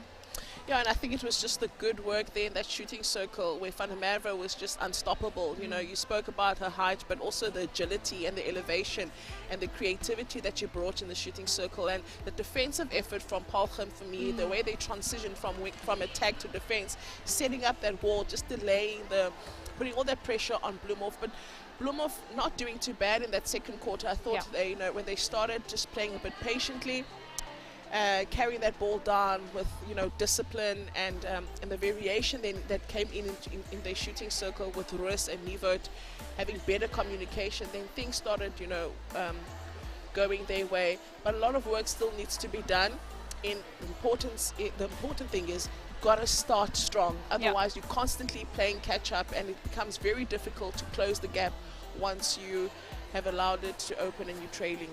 100%. I think the key word that was variation, and it's not just important on the attack but on the defense as well, and also adaptability. I think for Bloemhof to go back and to know that they have to adapt a bit more and a bit quicker in these type of situations, so that they know that, you know, we can't let ourselves fall behind so far in the beginning of a match. You know, your start has to be as strong as your finish, definitely. But please don't go away. We are seeing here in front of us the girls warming up for the next match, the next encounter, the two under 18A teams getting ready for another big clash here in Stellenbosch. We will be bringing you all the action here live on your channel of champions. Excited to see these ladies come out and perform. I'm really excited. I'm very sorry that you have to miss this game, but I think this is going to be a massive one. Yeah, I'm sad I'm missing it too, but I've got Marty's duties to go and do. I've got my own pressures, my netball pressures, and I know that Coach Sasha Lee Peterson, who's coaching the first team of Bloemhof, will join me, because I want to share that headache that I'm going to experience now with her as well. So, oh, Coach, you can't say that. We weren't that big of a headache back in the day, were we? Oh, my goodness. We'll leave that for another day. But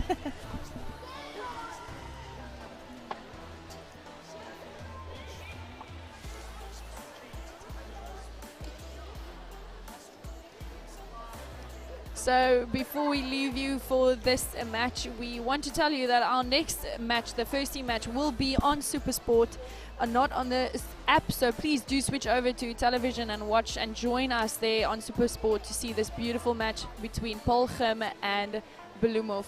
It's going to be a beautiful encounter.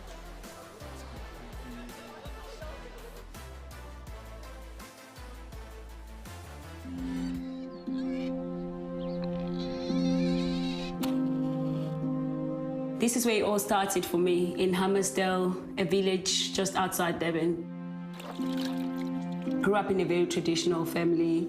A few times in a while we have to go, you know, and do up the garden in the morning. I wouldn't think much of sports. Happened to play netball by chance. I went to go and watch my neighborhood friends at training, sitting on the side, just watching and supporting. There were 13 of them on the netball courts. They needed one player to fill in. I can remember one of them saying to the coach, ask her to fill in. From there, I had to borrow the shoes. The shoes were even bigger than my feet. I think I can remember that I wasn't even worried about the size of the shoes, but more of what I was going to do on courts. Pulled through that day.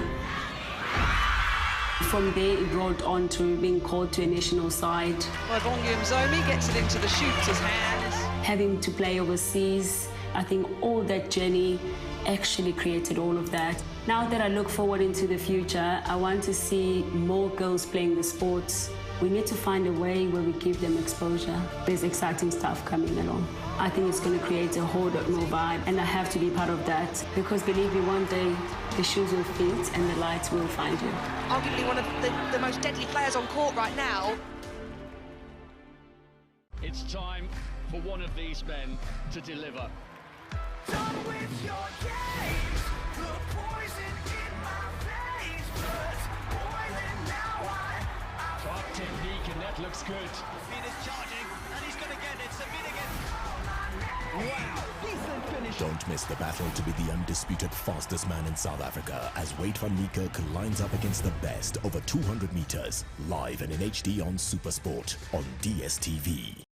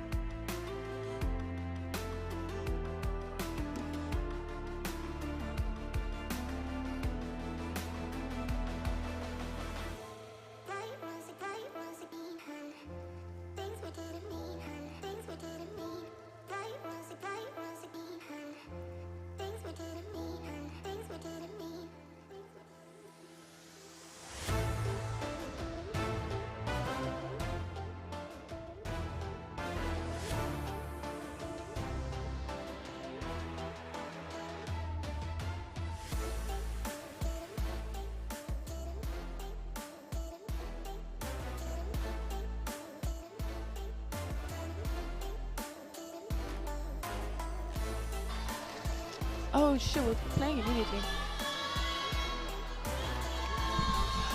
We are still in Cape Town. This is where all the action is taking place. It is the Super Quick Premier Interschools Netball. And we are broadcasting to you live at Bloemhof High School in Stellenbosch.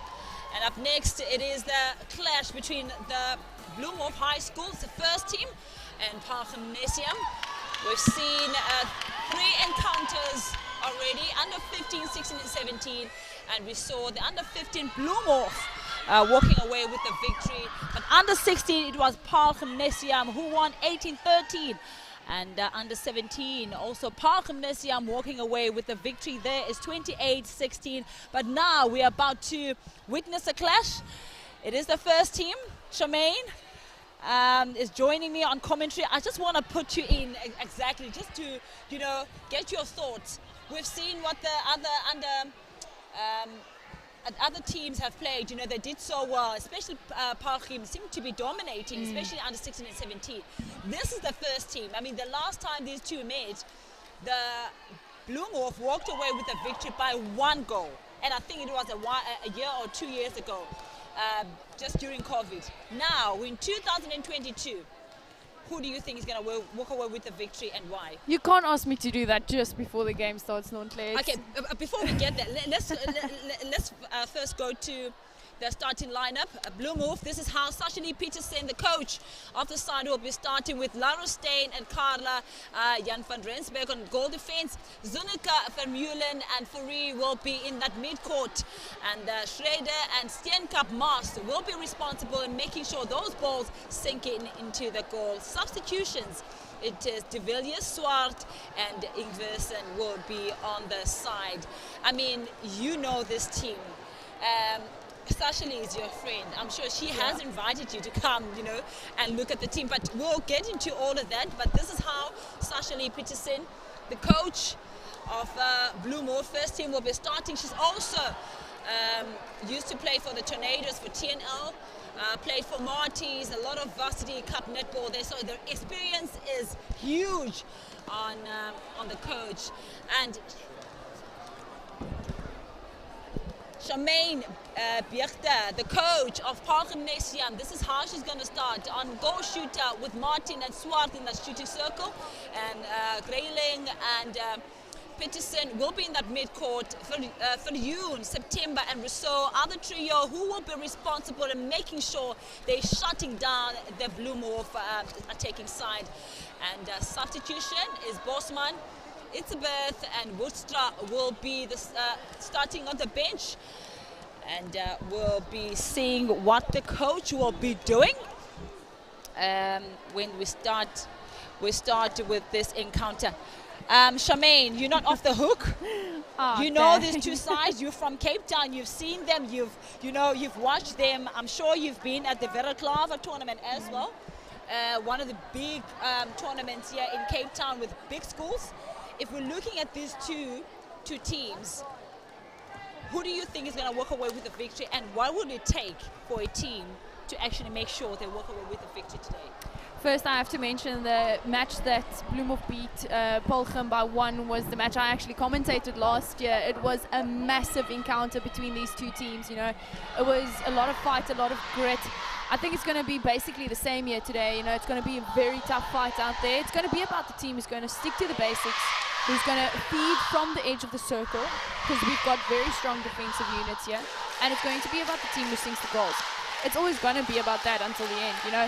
So it's going to be a tight contest until the end. And I mean, with a home crowd like this, it's going to be so much fun too. It's going to be so much fun. I mean, I was watching the TNL. We went to Durban, and I could see the impact that the crowd plays. Yes, 100%. You know, you saw how the Queens play. So now we're in Bloemhof. I mean, they are the host. They have everything around them. They're supporting. The school is here. You know, the cheerleaders are here, the parents are here, everyone is here supporting them. So I'm not going to say I'm giving it to them. They have 40 minutes to prove a long time that they deserve this. 100%. And we can never call it at the start. I mean, if we try, there's always something that happens. There's always some beautiful play that comes out of this. But I think this is going to be a massive one. Yeah, as we get underway, it will be Paarl Gimnasium, the center. That's Peterson who will get us underway. She finds Bosman on that goal attack position. 1, 2, 3 balls. They're already in the circle, Shemaine. And that is what Swart does on goal shooter. She is so strong in that shooting circle. You know, it was just so effortless, so clean, and it's really difficult to defend if you play it down so quickly. Yeah, so difficult to defend that. That is held ball there. Paarl Gim did well. And we saw that Sanel Mas was struggling to find someone to come through for the ball. And I think that's what's going to take. No! This is crazy! What a take there by Tilamari Schliede, the wing attack of Bloemhof. Yeah. Oh, she did well. She did really, really well. She came out of nowhere, but then you can't throw the ball away immediately. You have to be patient, pass it, keep that ball safe and take care of it.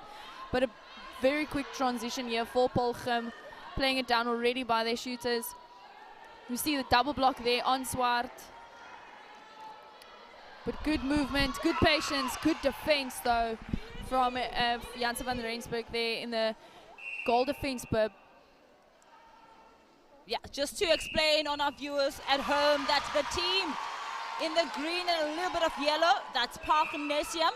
That is the team that is shooting on the left-hand side of your screen. And the team with the white and a little bit of maroon, that is the host, Bloemhof. And they'll be shooting on the right-hand side of the court. Oh, it was a good defensive structure that they put up there. You know, it was arms everywhere. Everyone was defending the ball. But an unfortunate pass over to Swart. Here's another opportunity for Bloemhof. Good timing. Oh, but they have to get away from that line. Yeah, I mean, they really need to make sure that they play inside the court and not on the side, on the lines. Good defense again.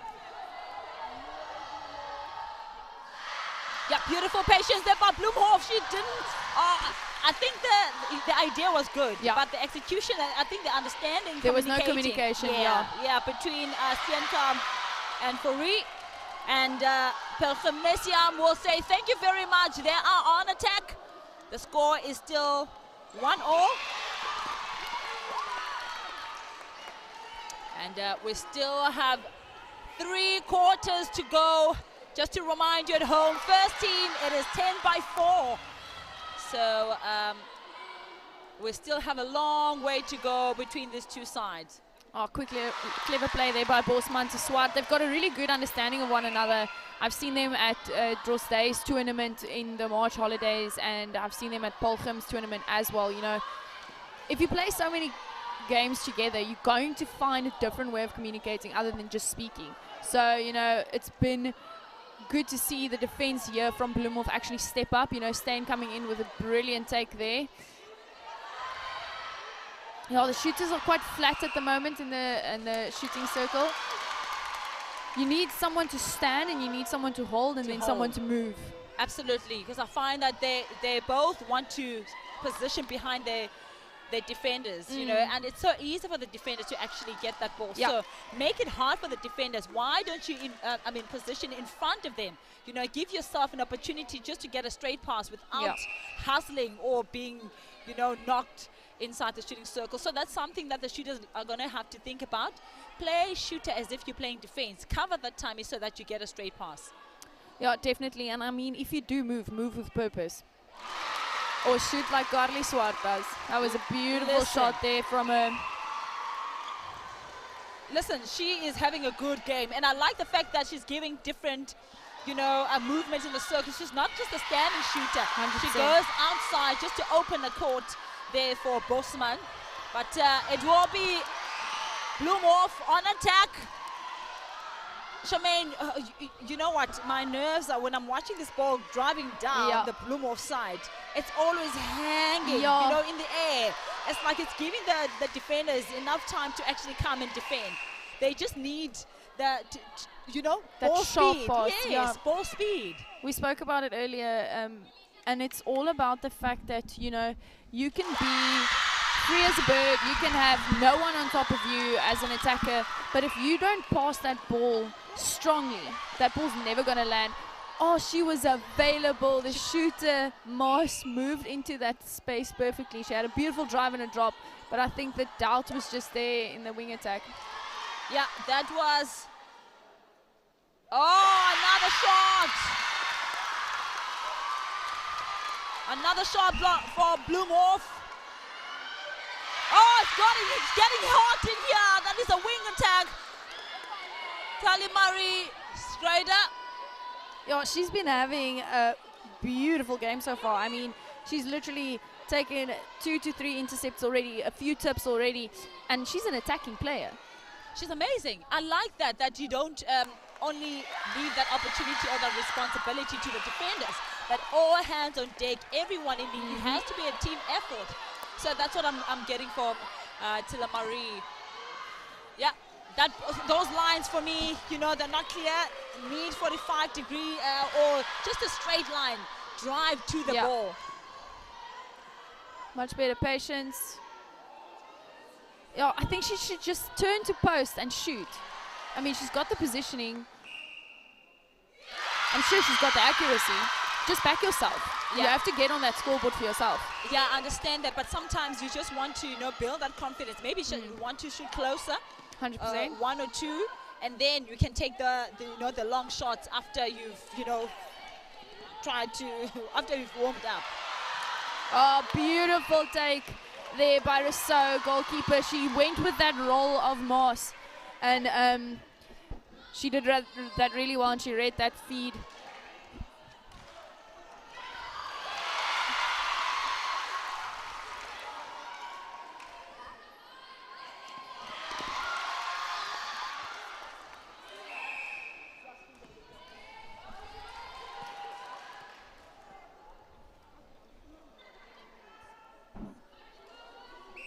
Beautiful play, but they have to be patient. They can't just play the ball out there.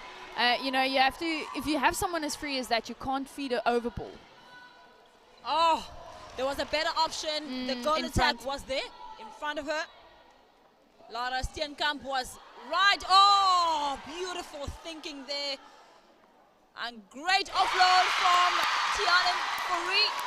And Steenkamp will convert that one, and there is 4-all for the first time in this quarter.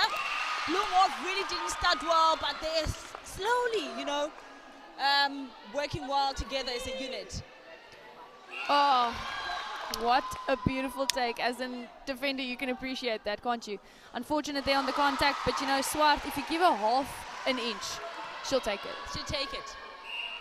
You know what I would like the defenders of Bloemhof to do? To keep away the attacks, push them away from the shooting circle. Kind of a press. And press them, and then make sure Swart doesn't get the ball. Because once Swart gets that ball, it's, you know, it's very hard for the defenders to get even a rebound. Oh, good fight there, and good take by September. Yeah, I don't know what Rousseau was doing there, because she knows she can't go over the transverse line. So if you don't go over the transverse line, don't attack closer to the line. Yeah, 100%.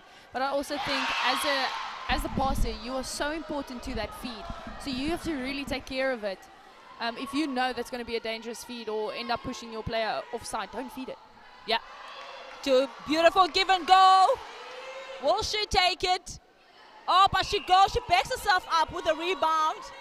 The defenders, I think they were caught off guard. They were flat-footed. Yeah, you know, as an attacker, we're taught to immediately go for our rebounds, or as a shooter especially. A beautiful backup. A beautiful drive there by Swart. Oh! But a beautiful hand in that mess from Jans van Rensburg. And it last touched Carly Swart there. But you know, now they need to come forward. The timing for this needs to be 100% accurate. Yeah, it has to be accurate. Look at that pocket pass. Oh, good hands. Oh, September. I'm in love. I think I'm falling in love with this player. No, it's beautiful when they use their bodies so well and they can move around and not make contact. And when they can play passes like that. Yeah, that goes to Peterson, the center of Paarl. I think she did well there. The fake was amazing. The timing was great. Oh, that was a good take there, by Janssen van Rensburg, the goal defense of Bloemhof. But she was out of time already. They did a good job, both teams. But it will be Paarl who will be leading Bloemhof by only 2 goals. We still have 30 minutes of brilliance. Don't go away. You can still find us on Variety 4. We are live at your World of Champions.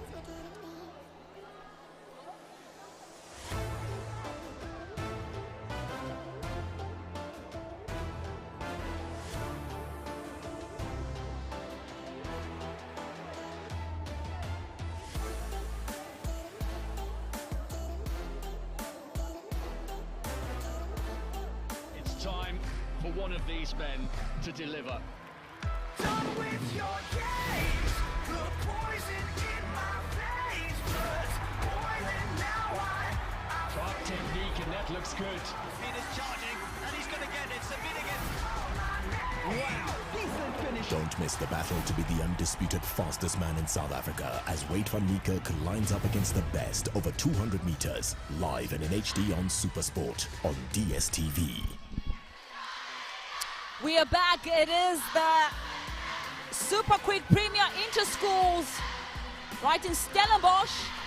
And we just experienced a very exciting first quarter between Bloemhof High School and Paarl Gimnasium. And what a game, Charmaine. Toe-to-toe, we saw that Bloemhof didn't start too well, but it was Paarl who put their foot in the accelerator in the first quarter. But Bloemhof came back, guns blazing, but we ended that quarter with 6-4 in favor of Paarl. What can we expect in the second quarter? More of that, please. That's all I'm asking. I love the action. I love the intercepts. I love that these youngsters aren't afraid to run for the ball. And you know what? We sometimes miss that in the senior netball. You know, the flies, those crazy intercepts, I almost want to say. So I want to see, you know, Bloemhof's defense, you know, bringing that ball down a little bit stronger, and the attackers coming towards the balls. They're hiding right now, but it was much better timing already there from Mars. But again, such good defense. Yeah. Such good defense from Paarl, but I still feel like Bloemhof needs to attack in front. One of them, the goal attack or the goal shooter, they can interchange. One of them need to sweep and just to pull away one of those defenders. Good pressure by the goal attack. Steenkamp, yeah, she did really, really well there. I love the drives of Janssen van Rensburg on goal defense. Yeah, good balance. She finds the base, the edge of the circle. There was a space there. There was a space there. I think they're taking too long to actually release the ball. It's the doubt. Yeah. Oh. But I think, you know, what's putting that doubt in the minds is the height difference between Rousseau and Marsh. You know, Rousseau's almost got...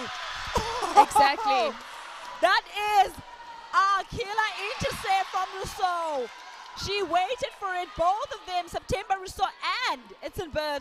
They set it up and they forced the Bloemhof to keep on playing those balls on the side. That's just the creativity there from the defenders.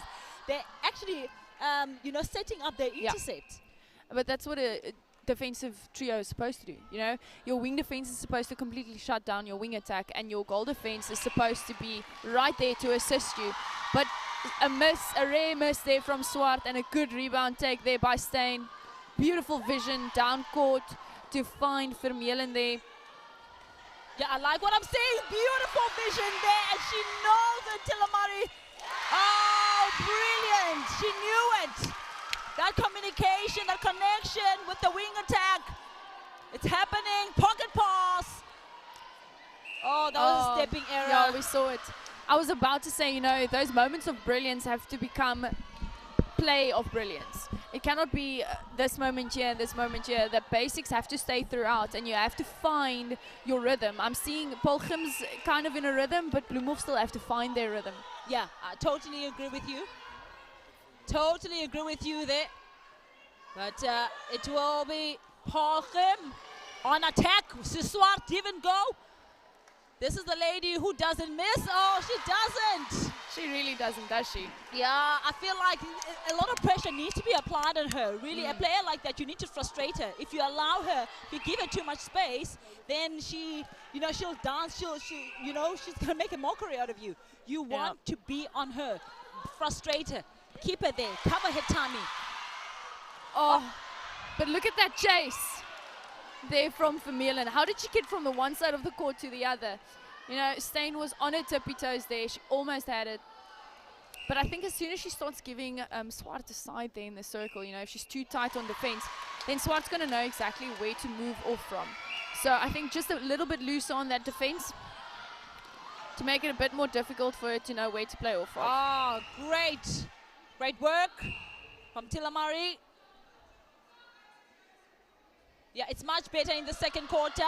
There's a little bit of understanding, better connection of the shooters from Bloemhof in that shooting circle, but they don't convert this one.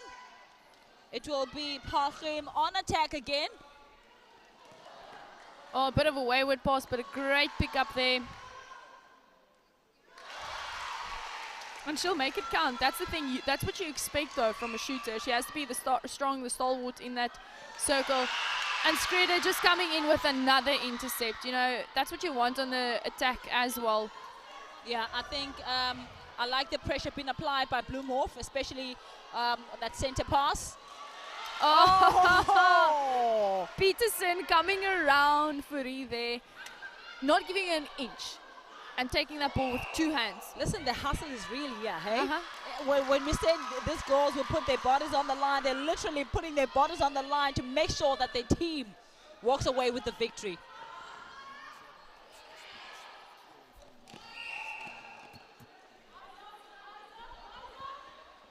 Again, the patience, yeah.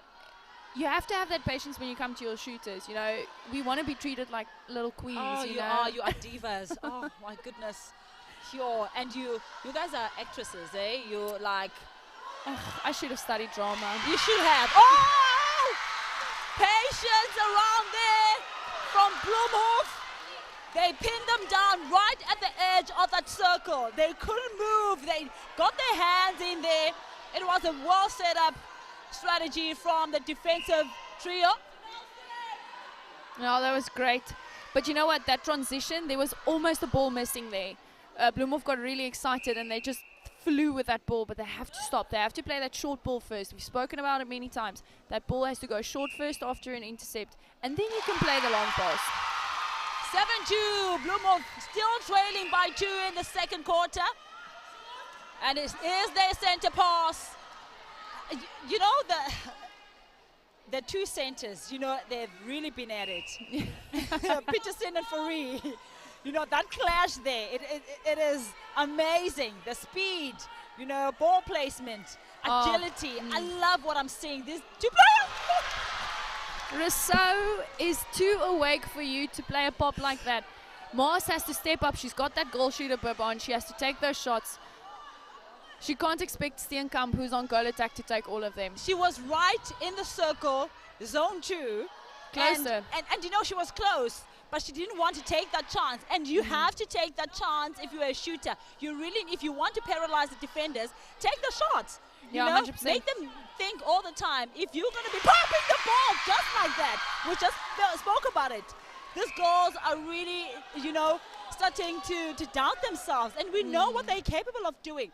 Take the shot. I'd rather lose the ball trying to attempt to shoot than passing. Definitely. And I think as a shooter, you have to be willing to take a couple of shots from out of your comfort zone. But your comfort zone should just be the circle. Yeah. And the response there by Steenkamp, who will take Bloemhof to 8. Now trailing by only 1 goal. It's getting hot in here. It's been hot in here. Listen, if you are not here, where are you? Hoping that you are watching this live at your World of Champions. We are live on Variety 4. And it's good to have the spectators back. And, you know, it's wonderful. We've been missing this energy. We've been missing this craziness.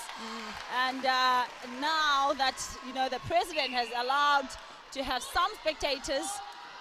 It's been such a joy to have it back, and it just brings, like you said, a different type of energy to the court. So it's wonderful to see.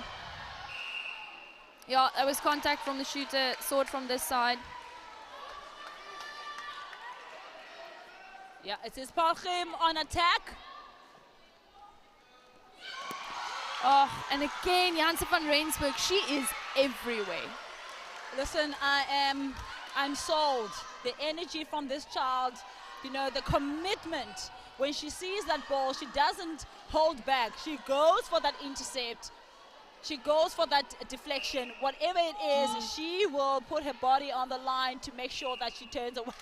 She turns that ball over. Oh, and another unfortunate stepping there, you know. I just want Mars to just take a deep breath, calm herself, find herself, and play the way she's playing. I think Rousseau's, you know, absolutely dominating the defense there. But another good setup. Yeah, they're looking for Swart, but Bosman was there, luckily. Yeah, she did well. But they are looking for Swart the whole time. So just don't forget about Bosman, because she's a strong and accurate shooter as well. Yeah, and she showed us now. And what I liked about the defenders of Bloemhof is that they actually picked it up that the main shooter is Swart. So they're trying to actually push her away and just to cover her, because they know how accurate she is. Yeah, contact. Is she gonna take it? No, she won't take it. So that's why they're double blocking Swart, because they've picked it up. And I always say, as a player, it takes you 5 minutes or 3 center passes to actually pick 100%. up which one is your opponent. What are the strengths? Which side? Which one is a dominant side, and all that, you know. And yeah, Bloemhof is doing the work on defensively, and now the shooters really need to make sure they reward the defenders. 100%. Beautiful feed there to Fourie. Oh, what a roll to the front there by Steenkamp. But step being called, oh, that's just heartbreaking. Okay, well, I don't know. I didn't see anything. Now that's the stepping. We were both facing that way immediately. That's the stepping. Oh, well, that is the end of the second quarter. And it is still very much close between those two sides. In the first quarter, we saw that Paarl only leading by 2-8-6. And in the second quarter, Bloemhof managed to score 2 goals, and Paarl Gimnasium is leading 11-8. Still very close. We still have 20 minutes of exciting netball. If you were here, you are going to see how crazy this the energy is here. But don't worry about it. We are live at your World of Champions. Stay tuned.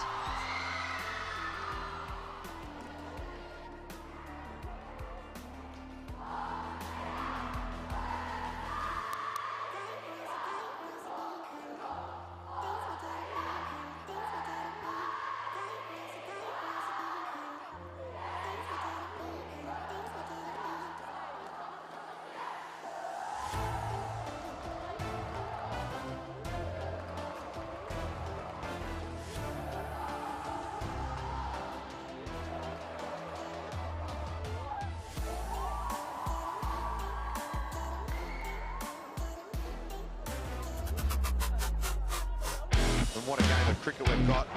A new captain, what is he going to do? Are you ready to go? Oh, what a night! Wonderful test match cricket. Ready to stand before all that you believe. Beautiful. Are you ready to fight? The team here rise in applause. Gets the first test match. Keep you from your dreams. Perfect. Got the heart of a hero.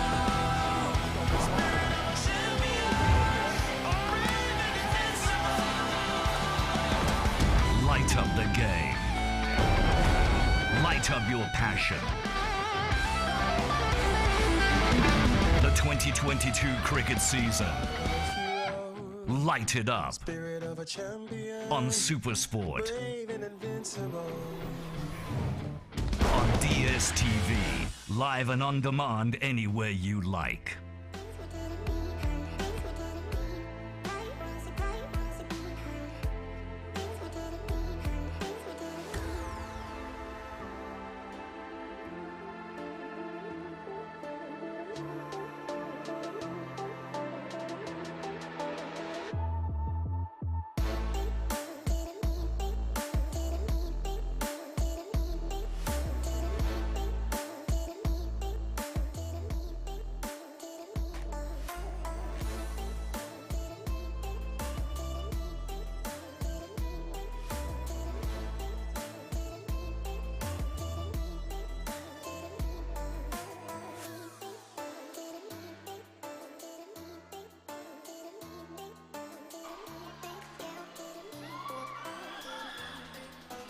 We are back. It is still the Super Quick Premier Interschools. We are halfway between the battle between Bloemhof and Paarl Gimnasium.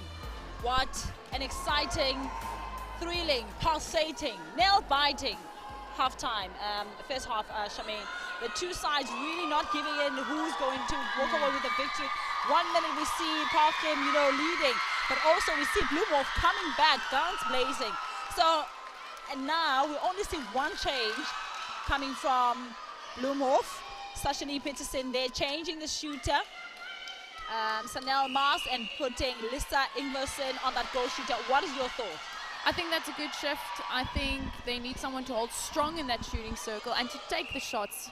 Turn around, set up, and step up. And that's exactly what you do on shooter. But you know what? You went and fetched all the adjectives out there right now, but that is what we can describe this game as. It's really been absolutely thrilling, and it's been a beautiful game of netball so far, but I think we're still in for a massive, massive game. Yeah, we're in for this massive game. I mean, I had a chat with Sashani Peterson, and then she told me about this goal shooter, the tall, goal shooter, and I think that's exactly what she's hoping to do there, having a standing shooter, and then a goal attack that would do all the work, and then hopefully that the wing the feeders would, just release that ball. Yeah. But that's the thing, they have to release it then. Yeah, but also she needs to give, options in that shooting circle, not just stand, just give clear options. So that means that she's going to have to, create space and make sure she cuts the defenders completely behind her. Much better defense here again. I think they're pressing a bit more, so they're putting a lot more pressure here on Paarl Gim's attack. Yeah, they're pressing Bloemhof. See, they're keeping away, pushing them away from the shooting edge. Yeah, give and go, Swart and Peterson. Oh, it is throw in for Bloemhof. That's the fight we've wanted to see, but we've been seeing it from the defensive side. We just need the attack to now make it count for their team. Oh, beautiful drive by Vermeulen. Good take by Steenkamp. Good drive out actually there by Ingwersen. Yeah, the level of thinking and execution from Bloemhof. Oh, that is devastating. I mean, they did so well building that ball up into the shooting 100%. circle. And it was a replay. Yeah, you can build up as much as you want now, but it has to be executed at the end. Yeah, contact there from Vermeulen. Just got a hand in there in that mess. Oh, Fourie. Beautiful read of the ball. Oh, that was a beautiful take. She was waiting for it. She was watching it, The timing was perfect. She didn't even contact. And what I liked about it, she went with both hands. Yes, 100%. And we've seen it, or we saw it earlier with under 17s. There were so many possibilities for intercepts, but no one was standing or going with two hands. Yeah, they're struggling, Bloemhof, to get that ball into the shooting circle. The goal attack is standing. She needs to stand away from the line. But she needs to move. Yeah, she needs to move now because Oh! No, it was not an option. She was also not giving a clear option. Do you understand what I'm saying? She is closer to the line. She really needs to be away. Yeah. Okay, first of all, she needs to move.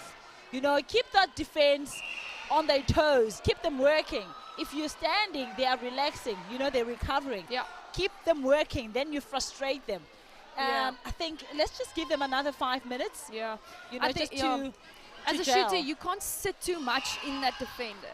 You have to be free enough and agile enough to move around. And both of them are standing or sitting in their defense right now. They're not moving out of that defense. And it's going to make it easy for the defense to take a ball like that. Yeah. Another duo that is doing exceptionally well. It is the defensive circle. Janse van Rensburg and Lara Steen doing well in that circle. Really, they shut down Swart. She's not getting any balls now, so that means that putting pressure on Bosman. And she hasn't been sinking, a lot of balls. And I feel like she needs to really work herself closer to the pole, just 100%. And not shoot from far. Oh, you know, your vision has to be on your shooter. She had a beautiful roll and she was available. But, you know, this is what we love to see. Look at that shot. Ingverson stepping up and finally turning around to post and taking the shot. The house went crazy. The energy here, I'm getting goosebumps already, but just sitting here and watching this game. The support from Ho. She was all alone. The goal shooter, Ingverson, will she take it? Unlucky there for her. Just take a deep breath. She had a really good shot there. She just had to maybe just get herself a bit closer. But Steenkamp is going for the ball with one hand, so she has to take it with two, just like her teammate Furi did right there. That was a beautiful intercept. Again, she's been so good when she came out back in this third quarter. She has to shoot. Oh, again, the goal defense. That is Steenkamp. Oh, no, Van Rensburg. Yep. Takes a beautiful intercept. And they're like, we are going to turn 10 balls if it's going to take you guys to shoot one. You know, we're going to turn, how many balls do you want? We're going to do it. We're going to turn over these balls until you give us one. And they do. And now they're only trailing by 2. It's getting hot in here. And you did say the team that's going to make the less mistakes will win here. 100%. And I still believe that, you know, the error count is climbing for both teams at the moment. You know, it's miscatches and it's intercepts for Bloemhof all round. Oh, unlucky there for Etzebeth from Paarl. Listen, for me, she's strong on attack. She's strong on defense. She has been on the ground, on the floor, I think 2 or 3 times. Oh, beautiful save there. Beautiful take by Steenkamp. I like the patience, you know, with the ball, with Bloemhof on the side. Oh, what a fight for that rebound. But she stepped offside and she jumped from the transverse line. Oh, that's unlucky. Yeah, it was unlucky. It is Paarl on attack. Oh, beautiful transition. That was such a quick movement by Peterson. Yeah, look at them. Look at Bloemhof pinning them, keeping them in the center third. Good pressure. There's no one coming through. Not because they're hiding, because of the good defense of Bloemhof. 100%. They were all over that show. But I mean, if you have it in your circle and you have a shooter like Aviswat, it's going to be difficult to defend accuracy. Yeah. 10-13 is the score. Oh, stepping error. Yeah, someone needs to slow it down. There needs to be that head of, you know, someone that can take that calm over for the girls from Bloemhof to say, let's stop, take a deep breath. Not every ball has to go on second one. 1-on-1, Swart is in the circle. Oh, she's struggling. Oh, what a defense. Yeah, I mean, that defense is crazy. No, we're still in. The defenders thought she stepped off court and they will get punished for that. But that's why you always chase a loose ball until the umpire calls you back and you don't break a line. Oh, that's heartbreaking. That's a coach killer right there. Line break. Yeah, we can hear Sasha Lee Peterson, the coach of Bloemhof, saying short. Oh, this is devastating. And it will be Paarl on. No. Listen here. This is a goal to watch. She's been present from the first quarter up until now. She's been shutting down leads and stopping, you know, balls getting to the circle. Fourie has been outstanding. Well, listen, I usually get goosebumps from shooters and how they play, but today I've only gotten goosebumps from the moments of the defensive duos. Yeah. Both ways. I mean, been the way, amazing. yeah, the communication and the understanding is amazing.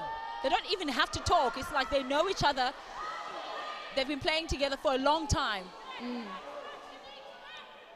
Oh!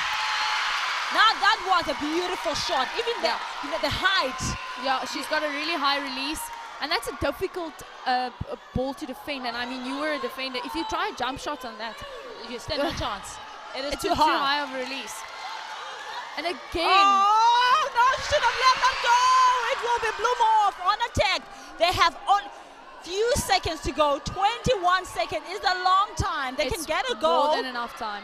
You know, they can keep on resetting, but someone needs to come through and make sure that they position themselves closer to the pole. 100%. Beautiful movement. And a beautiful shot. Back herself up. 12-15. It is the score here, and that's how we end this quarter. What an electrifying quarter. What an amazing game between these two sides. It is the Super Quick Premier Interschools here in Cape Town with Stellenbosch. You know, what a treat. What a netball. What a performance from these two sides. We still have 10 more minutes of exciting netball. Who will walk away with a victory? If you would like to send us your views, you can do that at #SSNetball. We would like to hear who you're supporting.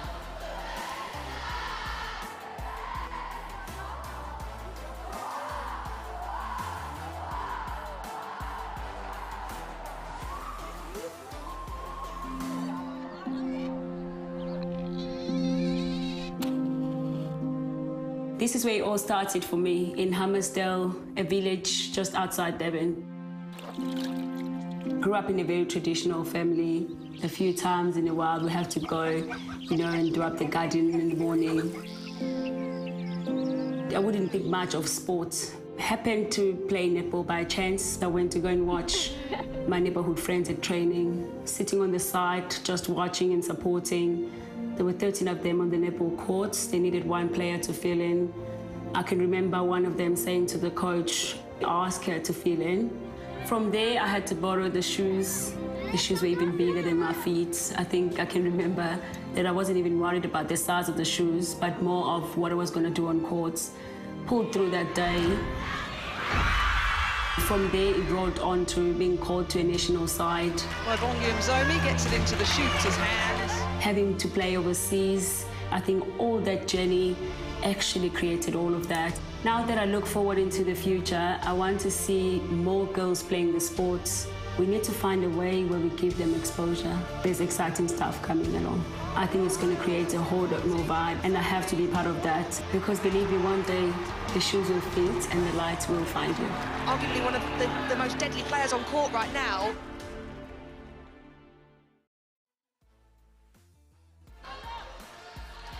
The action continues here in Bloemhof High School. It is the Super Quick Premier Interschools, and we are about to witness the last quarter, last 10 minutes of this encounter. In the first quarter, from the first quarter up until the third quarter, it is Paarl who are leading by 3, and the center pass goes to Bloemhof. Will they bridge the gap and walk away with the victory? Or will Paarl walk away with the victory? Who are you supporting? We can't say. We can't choose yet. This has been so amazing. It's been such a beautiful game to see. There's been a couple of changes, it looks like, for the side of Paarl. I see Bosman has moved, you know, to wing defense, from goal attack to wing defense. And then Swart moved out to goal attack, and Martin came off the bench and moved into that goal shooter position. So Peterson seems to have moved off court with Greiling on center. Couple of changes from Coach Charmaine. Would you have made the same decisions? Listen, obviously she knows her players very well, you know, so she knows what she's looking for. So hopefully Swart moving to goal attack will pay dividends for her. We'll just have to watch and see. I love that though. I love to watch netball, so it's fine with me. Contact with the pole. So beautiful goal there by Steenkamp. Coach Sashali staying with that third quarter lineup. And I think I would have done the same in her shoes. Absolutely. I mean, it was getting together. You don't want, to keep on chopping, changing when the team hasn't settled yet. So I think it's a good thing that Sashili is keeping that working third quarter combination. Oh, no. Oh, no, it is contact. Out of hands. Goalkeeper. That was so unlucky from Stain. She read that so well. But again, it's the two-hand take. Yeah. It has to be a two-hand take. Yeah, the goal on goal attack. No, she doesn't sink that one. She looks long. We were both seeing exactly the and same we're pointing. feed. Typical coaches. Like 100%. Yeah. Oh, Ingverson's move. She had another beautiful roll there, but I think their eyes aren't in for that type of feed. Replay called against Fori.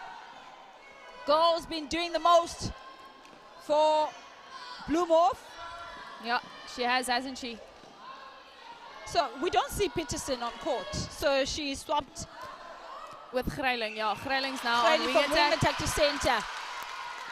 Oh, unfortunate, another replay error. So many opportunities here for Bloemhof. They just need to make sure that they take. Oh, there was no communication. She was not looking. She was heading for it. She just had to wait that split second before that feed could go. There was no eye contact. None. She didn't even know it was coming. That's the worst. You know how many balls I've had in the face because of that? And I'm one of those who will pass the ball without looking. No, we know. 15-13. Paarl leading by 2. Oh, beautiful split again there by Swart. Beautiful feed over to Martin. Yeah, I think they were not watching that. They were not expecting that.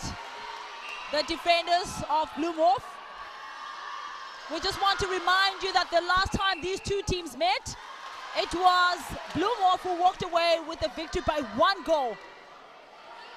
And anything can happen in netball. Are we going to see the same thing? Or will Paarl change the script tonight? Well, if you have defense like that, it's very difficult. It's hustle all around. Everyone wants to get their hands in there. Oh, she did well there. She shut down Swart. Ooh. Now that's what you call a beautiful, beautiful patience there from Greiling. No, Greiling waited well there. She just knew they were going to come around. But Janse van Rensburg, again, she's there. She's working. She's hustling. She's a defender. And again, dominance once again from the defensive side from Bloemhof. 5.5 minutes to go. 4 goals separating these two sides. Oh, I would have loved to see her shoot that one. Oh, my goodness. Shooter, contact right under in the circle. Yeah, I think Bloemhof is, is giving away this game. They're not fighting as hard as they did previously. I'm sure they're looking at the time. They still have a lot of time. They just need to turn 2 of the Paarl center passes. And they're back at it. Whoa! And Janse van Rensburg too. No, listen. It's been the battle of the defenses. Yeah, it's been amazing from these two sides. You can hear the crowd shouting. Oh, good hands. Oh, no, it's obstruction. Both shooters in front. Zone 2. Beautiful. But Rousseau, she has been so good, but unfortunately Swart not able to hang on to that pass. And a stepping error. Oh, that's heartbreaking.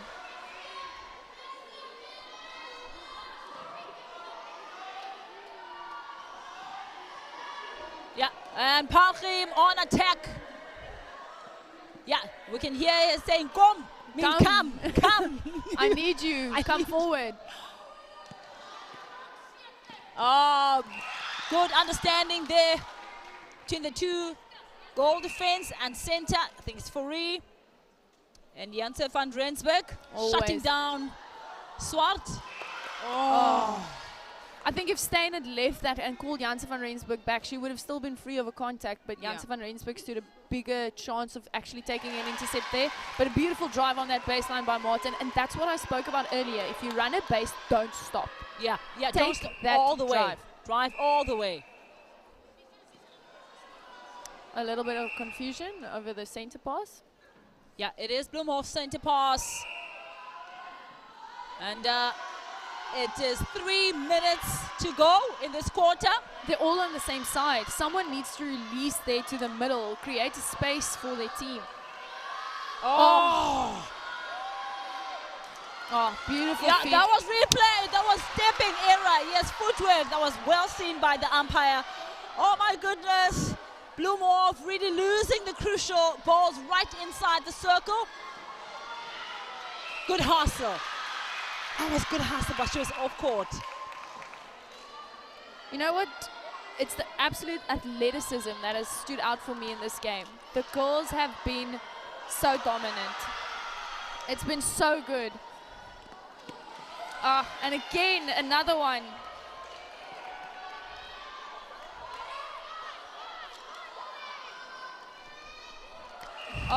Oh, she's offside. Bosman is offside. That was so unlucky. And she worked so hard to get that ball.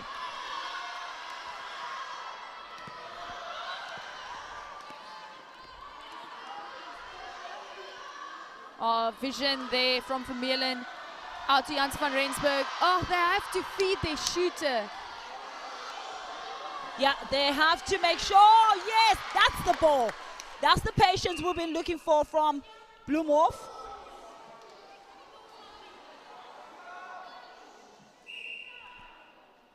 Beautiful shot by Inge Wesen.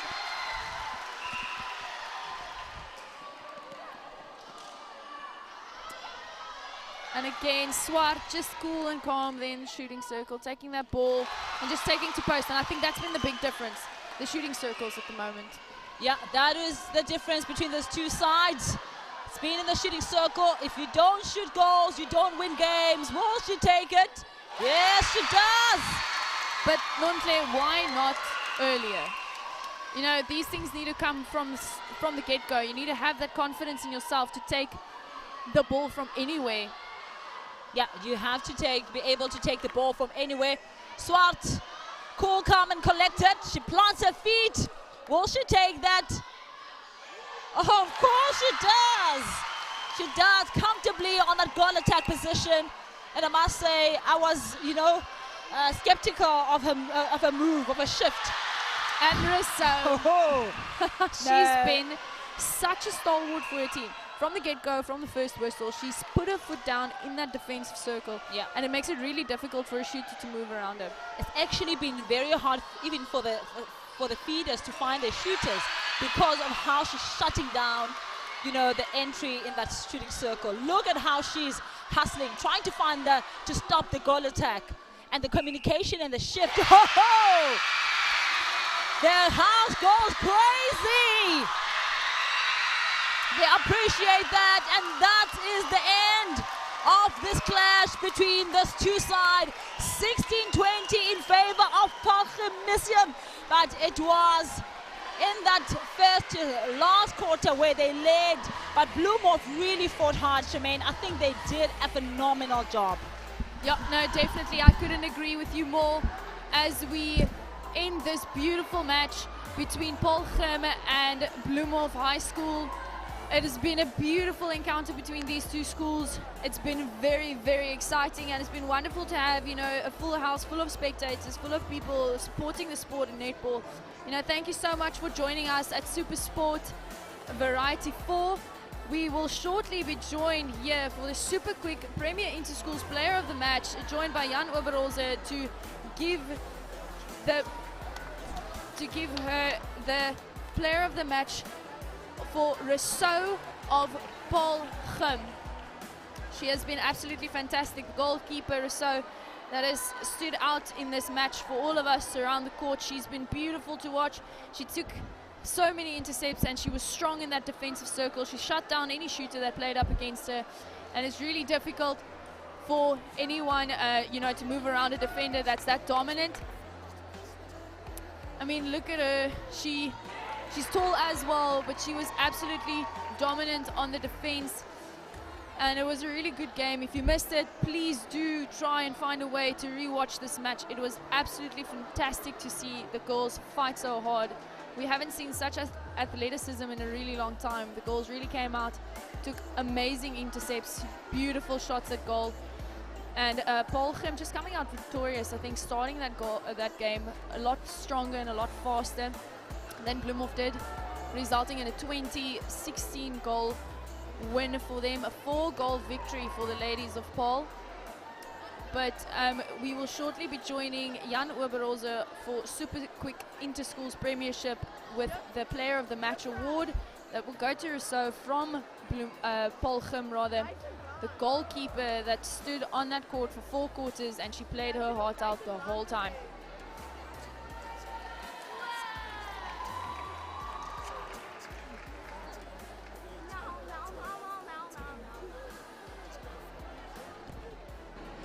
What a thrilling and exciting, pulsating match between these two sides.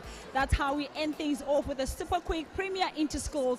And now I'm having a chat with the player of the match, and that's Lisa Rousseau. Lisa, how do you feel that you played so well and that you contributed to your victory? I think our team played pretty well, and we fought it to the end, and I'm so happy. I'm so glad it's my team. I mean, during the halftime, you guys were quite close. What did the coach say to you going to the second half? She said we have to fight still, we have to hold the high intensity, and she said you just fight and just keep it there and just focus and communicate with each other. So. All right, what kind of hard work do you put in to make sure that you perform the way you did? Yeah, we practice quite a lot. We practice in the morning, gym and fixate a lot, and I'm so glad because we really put in the effort, and it's coming out now. All right, to all the girls who are watching from home, the young ones, what would you say to them? They're looking up to you now. What is your message to them? If you have a dream, fight for it. It will eventually happen, and yes, just go for it. All right, thank you. That's a player of the match. And then we receive the 1,000 voucher from Super Quick. She did a phenomenal job, and that is Lisa Rousseau from Paarl Gimnasium. She is a goalkeeper who had a pulsating game, and a huge congratulations to Paarl Gimnasium. And that is how we leave you here in Stellenbosch after a beautiful day of netball. The final score between Paarl Gim and Hoërmeisieskool Bloemhof ending in a win and a beautiful victory for the ladies of Paarl, 20 goals to 16. It was a beautiful game. Thank you so much for joining us here on Super Sport. We really appreciate it, and we hope to see you soon. Please join us for the next match-up for Premiership Interschools on the 16th of May between Waterkloof and Affies.